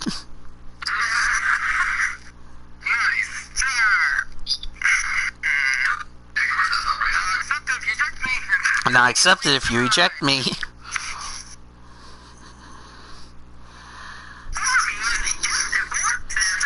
I just pinged him, and I just pinged him, by the way. Okay, that's fixed, by the way. So coming out of the Austria Road America, or Syrian, whatever you like to call it, yours truly owns a 1 point lead over Cody Smart. I have 584, Cody Smart 583, Nathan Orman is third at 577, Cody Goforth is fourth at 571, Zachary Taylor is no longer in the basement, he's in fifth at 571, Greg Rutz is last at 567. For the NASCAR standings going into Texas, Cody Smart still owns the point lead over Nathan Orman. Cody Smart has 364 points. Nathan Orman is second at 336. He overtook Greg, who is in third at 332. Kyle Langland is fourth at 311 points. Zachary Taylor and yours truly are still tied for fifth at 302 points. Q-Man is seventh at 277 points. Great Lakes and David Heller are tied for eighth at 225 points. Cody Goforth completes the top 10 at 192. Andrew Ramsey's last at 181. But Andrew Ramsey starts slowly but surely moving up. So, I'm going to start with David Heller, surprisingly. He is up first for the NASCAR picks. Okay, first of all, did you get the intro? Did everybody get the entry list before we get... Not a roast, okay? Not a roast. Taylor, what about you? Did I give you the entry? No. Let me do that while I'm thinking about it. Excessive rating. Just call for not Wait, what happened, Cody? He won't resign me for my game. Oof. So he'll be ejected for excessive racing. Okay, David. Okay, Taylor, I sent it to you in your... Now I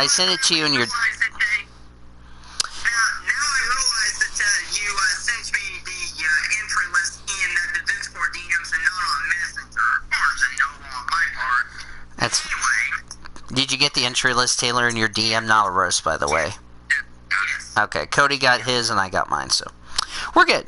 Alright, David, go ahead. Driver to win for trucks. So, driver to win. I am going to say...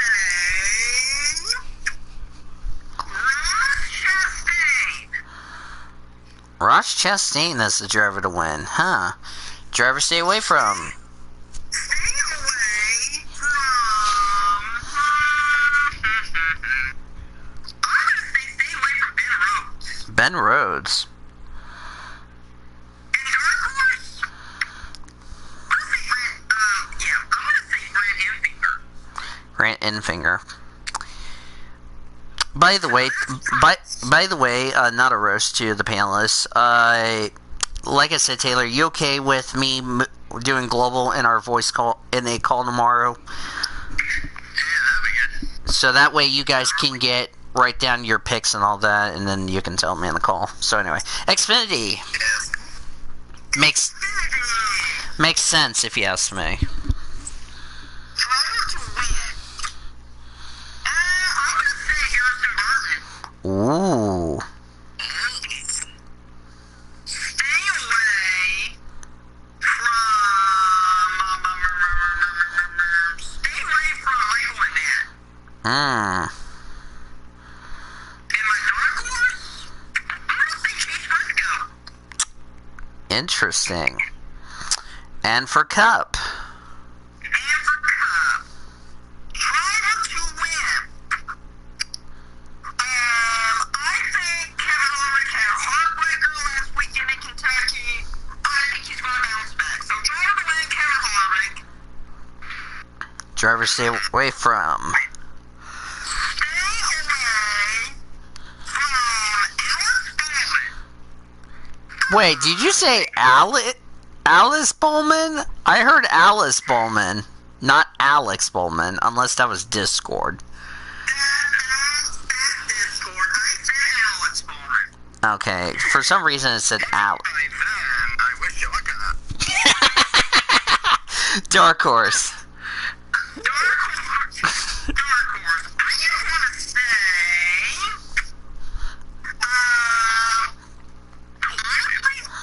honestly, I'm going to say Cole Custer's my dark horse. Now you get to eat some. Now you get to eat some ice. Get another one, Danny. Oh no! Good luck. All right, Mr. Zachary Taylor, who's your driver to stay away from for the Truck Series? Okay. I'm with the Truck Series.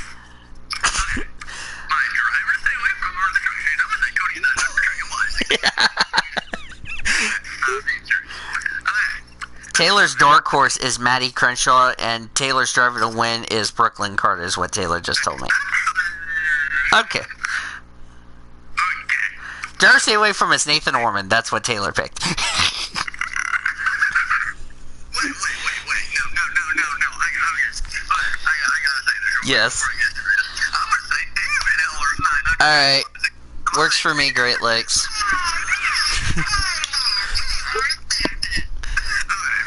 Okay, your real driver to stay away from. I had to do that real quick.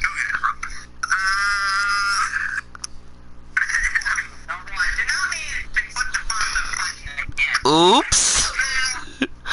Oops. I am going to say Ty Majeski is going to be the driver. Dang it! There goes my chances of picking him.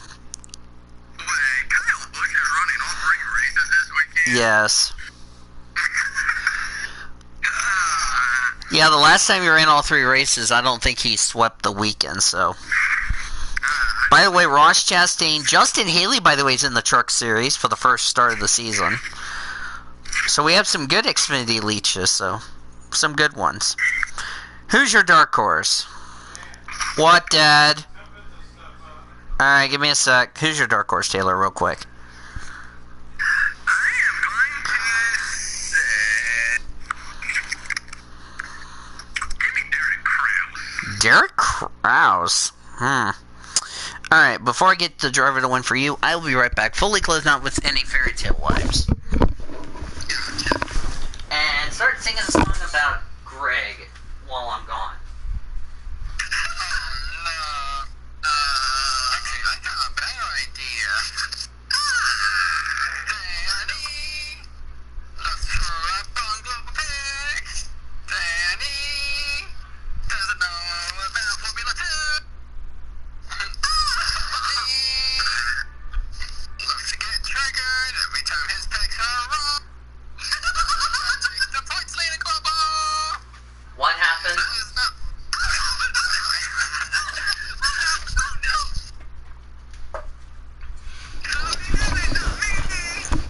Well, in that case, smacks Cody with a chainsaw. Cody accepted mine.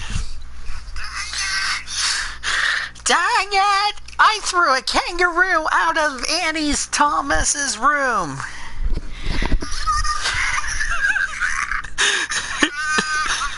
Okay. Okay, who's your driver to win, Taylor? That would have been funny if you would have said the two-word phrase.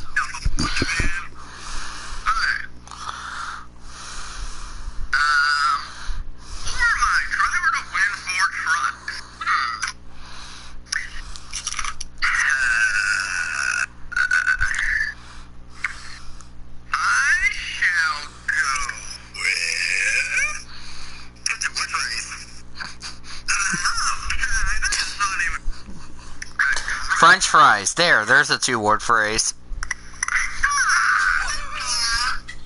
Two-word phrase. Not accepted if you do anything else.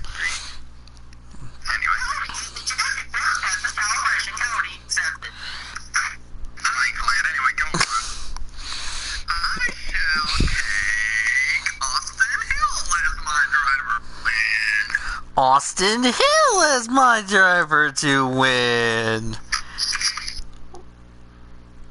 Okay, who's the driver to stay away from for the Xfinity Series, Taylor?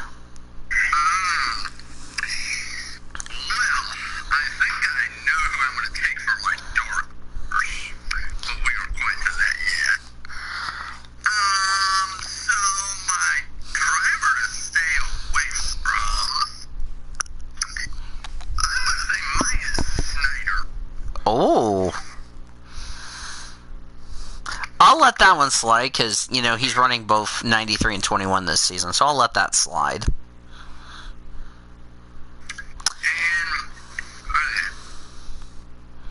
Dark Horse Taylor.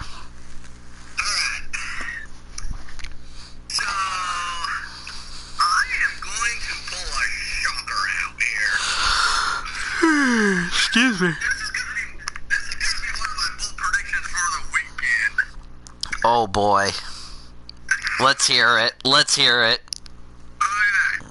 So, you know I make crazy predictions. I'm about to make another one. Kyle Weatherman is my dark. Bruh. Brewski. I knew you were going to say that. And your driver to win.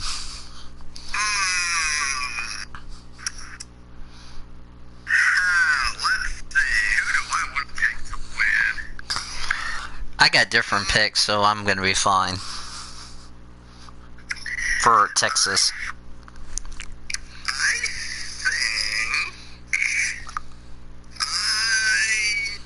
think I'm going to say... Nice motivational belch. Matty Crenshaw's the driver to win. There you go.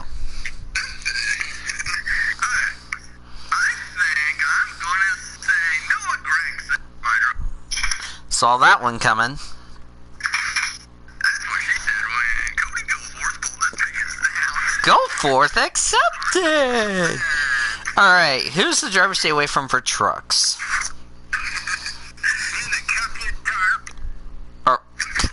Well, blame Discord. And you made me do it on my own live stream. Not funny.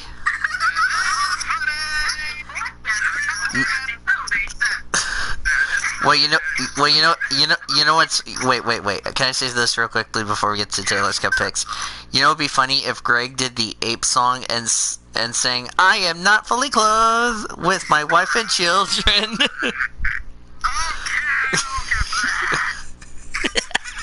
Yay! Almost got Cody on the board for a 2-letter word.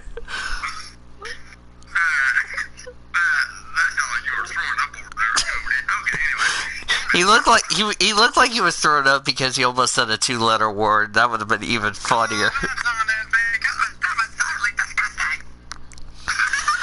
Wait, Cody. So what you're telling us is that Greg was disgusting his own wife. Okay, accept it. Not accept it if you smacked me.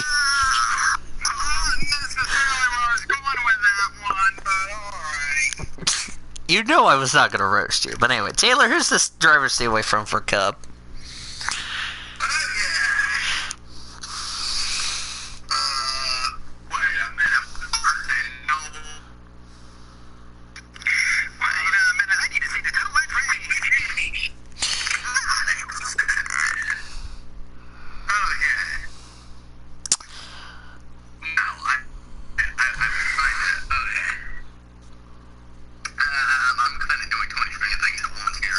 It's fine.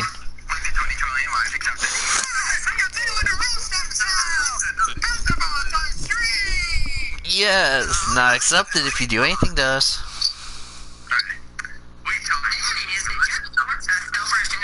Not. I said not accepted.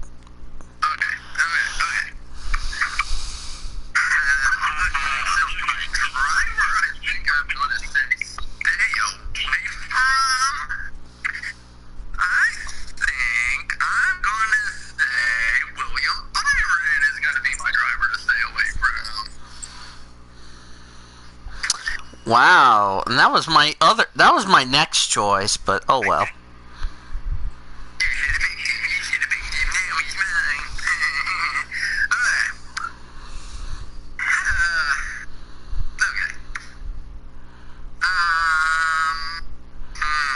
Dark horse.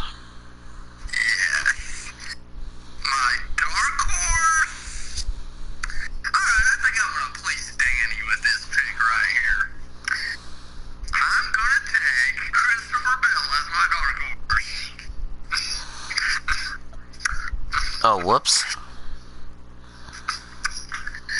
And your driver to win, Taylor? Stupid keyboard. Okay, driver to win.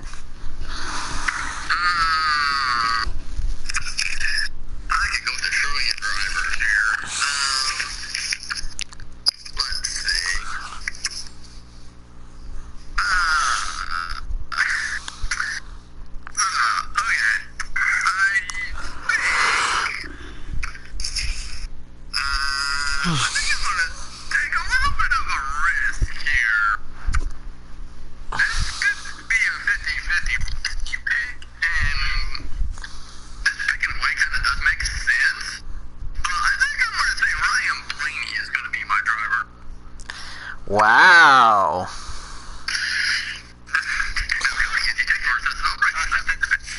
I don't know if Cody will appreciate that or will be saying the sentence kumbaya.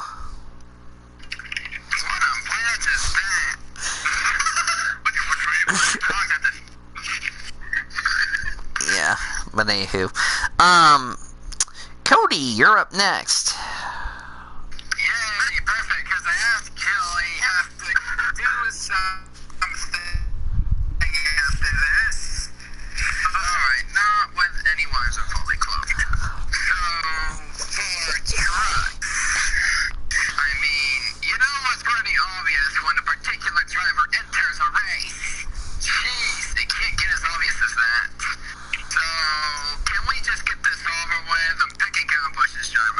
Yeah, I knew you were gonna do that.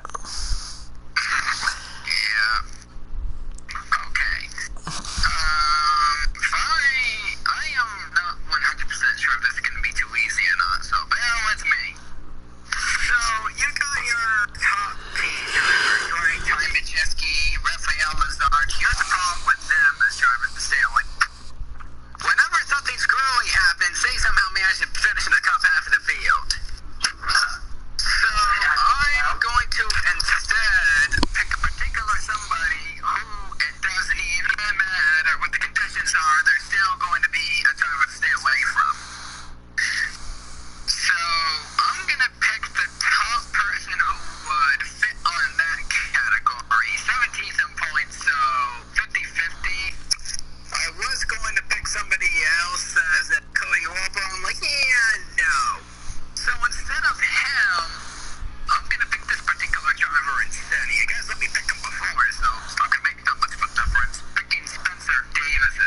stay away from. Spencer Davis is gonna do it. Dark horse. My dark horse, I mean, take a look at the Xfinity leeches. There you go. Ross Chastain and Justin Haley. Now, the difference between somebody's horny dog is somewhat collapsing, and the other one has gotten a couple part of the decent, which helps me on the preseason prediction.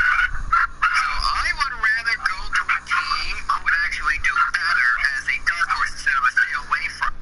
So, because of that fact, I'm going to go pick Justin Haley as the dark horse. And now, Xfinity. Alright. Xfinity. Okay. She's going to get sick doing those three races. Cody Taylor. Cody is gonna get smacked for saying that from my driver, says Taylor. So, for the Xfinity Series, you know he's going to dominate the race. He'll get angry whenever he gets penalized, even if it's not a cut. Get Kyle Busch again as driver to win because he's an Xfinity. Alright. It's a non-acceptor because of that. But, driver to stay away from. So, I had to think about a couple things, right, to pick my driver to stay away from. I first took a look at the points, right? Well, in that case, I had a couple decent options that I could have picked from. There's Brendan Jones, who was pretty much running out of talent lately. There's Jeremy Limits, where he's starting to what's up to doing very, very terrible first few races. You have Brandon Brown was slowly getting himself out of the playoff. But then there's one driver that seems to interest me.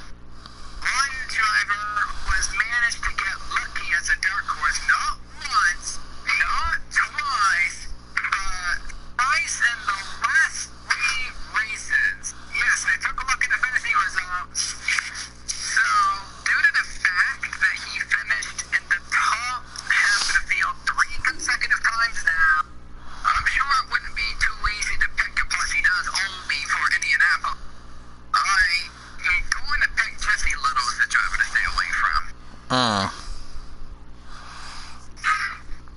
Yeah. Watch me pick him as a dark horse just to trigger Cody. Dark horse, let's see. This was going to be my original pick for a driver to win. And due to him a bit, slowing down a little bit at Kentucky, I'm sure he'll pick it back up.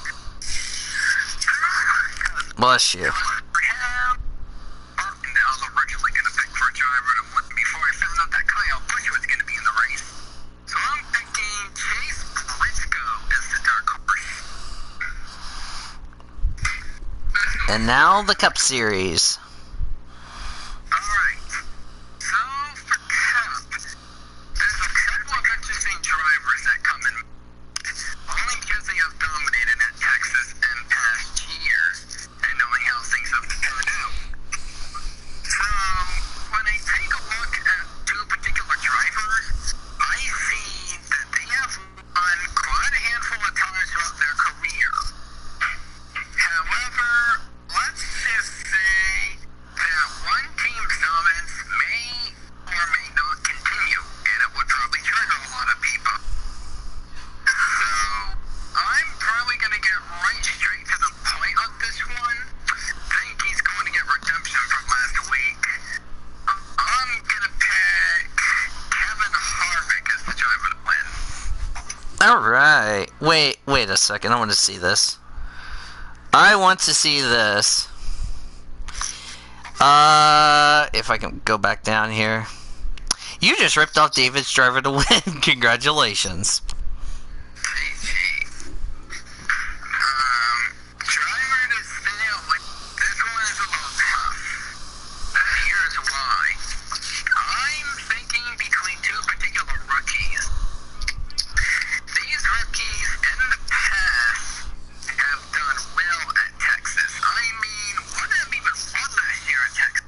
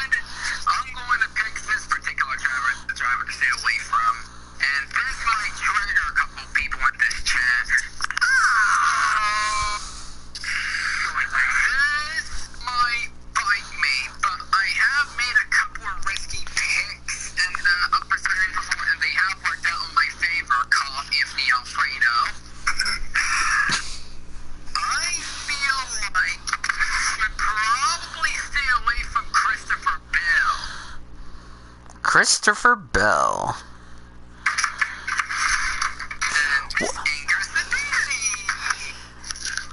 Okay, Taylor, I have this. I want to say this.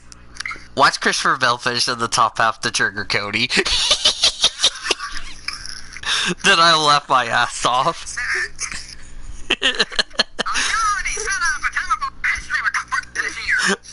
Watch it happen again so I can just laugh my ass off. No wonder why we're ranked the #1 best show in the world, because I make funny statements. So who's your dark horse? Getting back on topic. Okay, so when I talked with this with Danny a couple hours ago, I was kind of thinking about a risky dark horse. Remember, the last couple of times I made a risky dark horse, it paid off.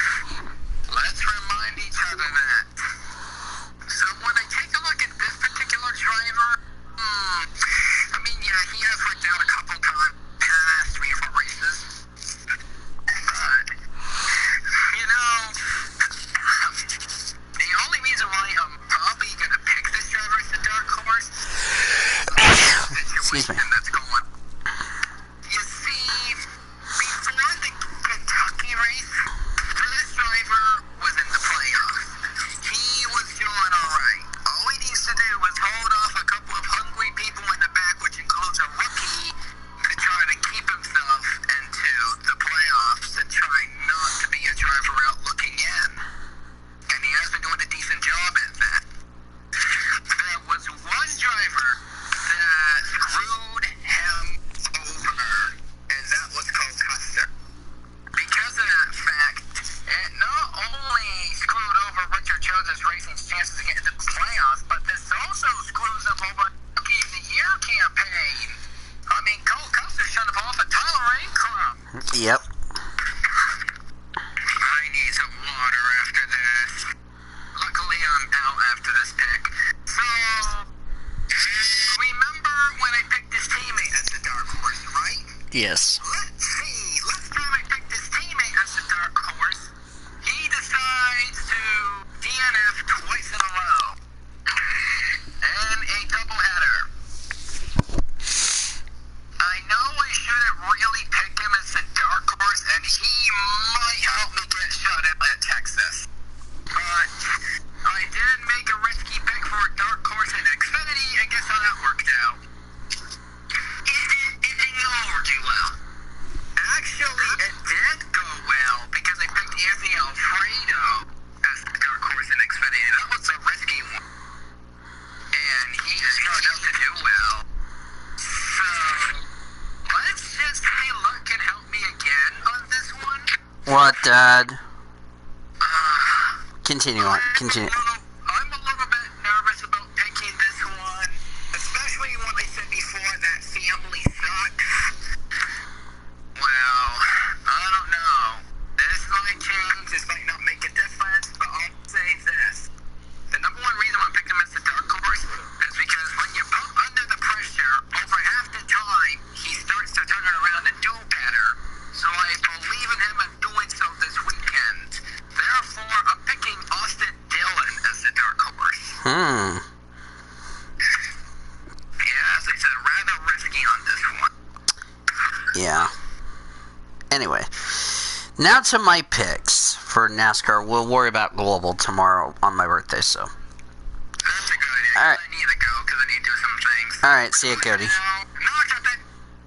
Alright, Cody accepted. so let's get to my picks for the Truck Series. No, I'm not going to be stealing anybody's picks. I got 3 random picks on my own. And yes, you could have picked them. Alright, are you boys ready to hear my picks for trucks? Go for it. Driver to win the Truck Series race. I'm gonna say... This is tough. My gut instincts tells me to pick a truck driver, but my other gut instincts tells me to pick an Xfinity driver.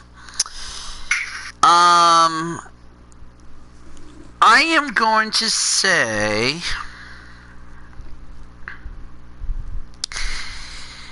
give me Justin Haley as the driver to win for the Truck Series. Because remember, he's won in the Truck Series race. Remember what happened 2 years ago when Todd Gillen ran out of gas, got into the championship 4. Lightning could strike twice again, even though he's not running for truck points. Driver to stay away from. I'm not picking an easy driver, telling you the truth. I am going to say...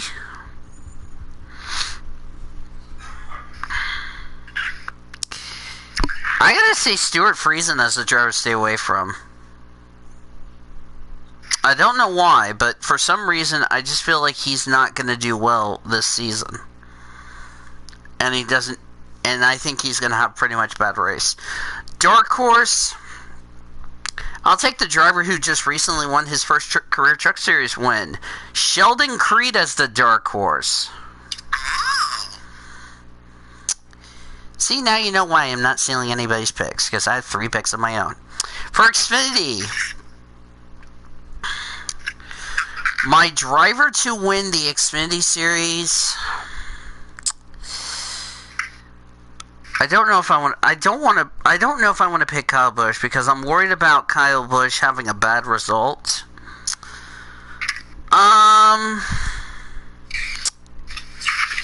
Give me Chase Briscoe as the driver to win.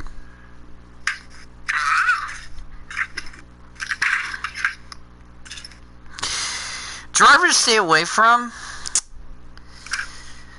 I gotta say stay away from Brandon Jones.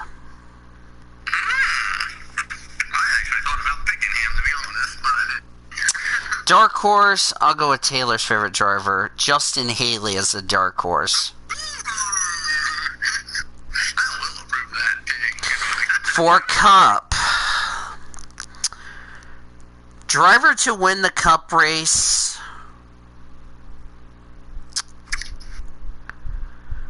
You know what? I gotta go with him. Denny Hamlin as the driver to win.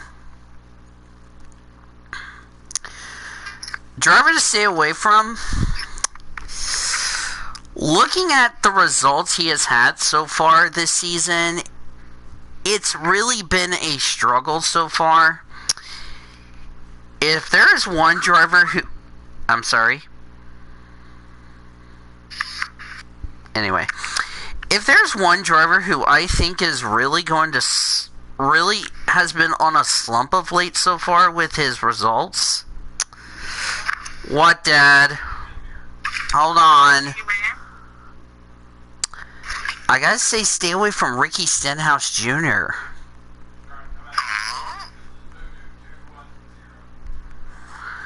And my dark horse... I gotta go with Chase Elliott.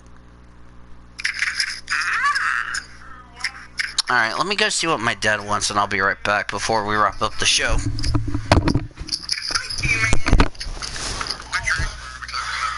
What you need, NASCAR, Texas.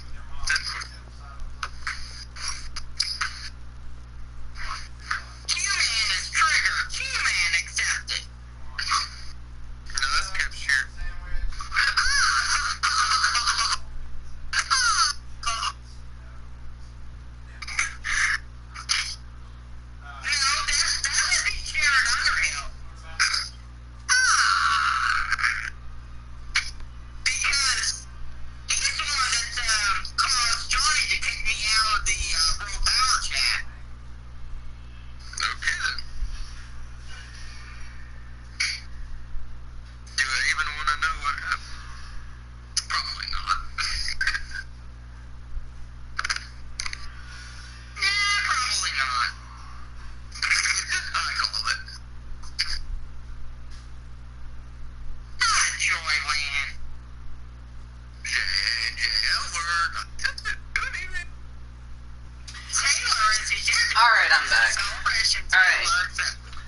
To our final thoughts.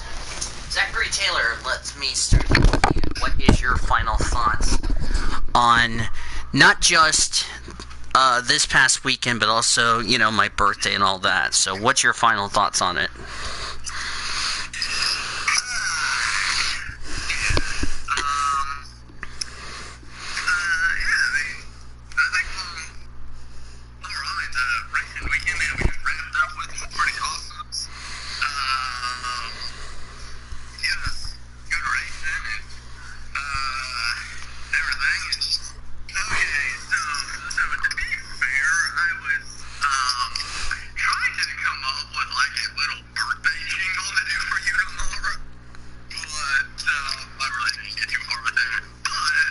Hi, Q-Man, by the way.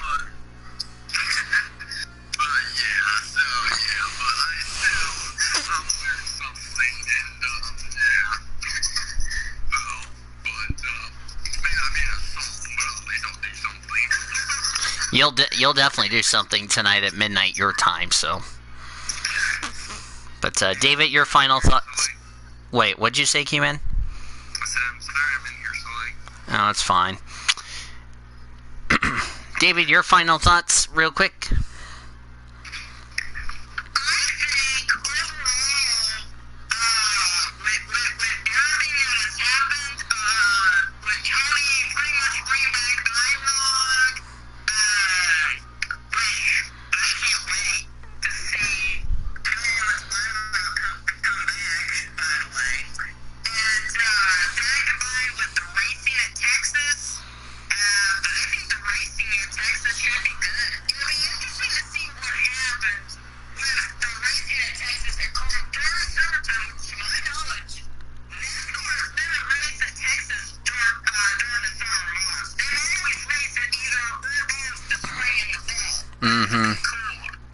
Yep.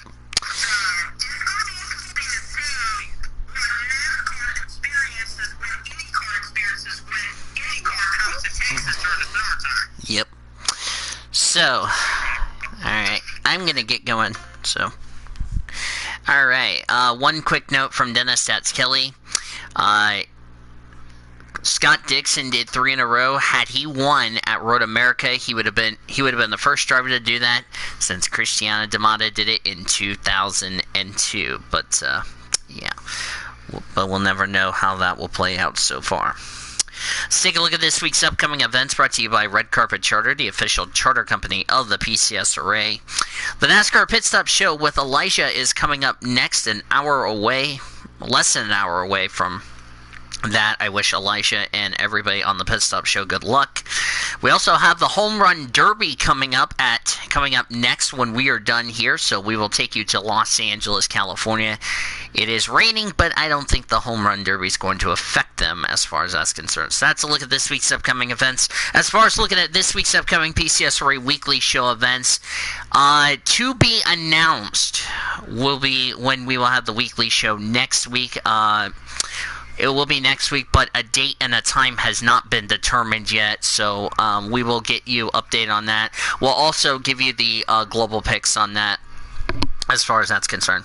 So next week we're going to recap. If I go back to the Blue Hedgehog server, next week we're going to recap Texas, Hungary, Iowa, Sydney, and Fuji. We'll get you caught up on some news and notes and all that. Have our national anthem. And all that good stuff. And then we're looking ahead to... I do not know what race we're going to look ahead. I'll update the agenda until we figure that plan out. So, yeah. So, next week there will be a weekly show, but a date and a time has not been determined yet. So, we will let you guys know about that. So, that's a look at this week's upcoming PCSRA weekly show events brought to you by Red Carpet Charter. What, Dad? My normal. Yes. By the way, I'm ordering Chinese and I didn't share, so anyway. So that's a look at this week's upcoming PCSRA weekly show events brought to you by Red Carpet Charter, the official charter company of the PCSRA. The Oklahoma Highway Safety Office is a proud partner of the PCSRA weekly show, and we remind all of our friends that together we can... I'll be right back.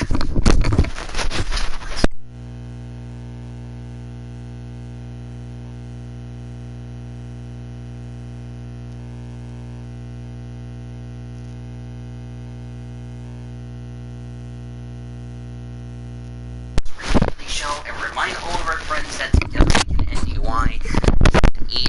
ENDUIOK.com for more details. Want to thank our great crew today. Cody Smart, Nathan Norman, David Heller. Our statistician, Killa Pumps.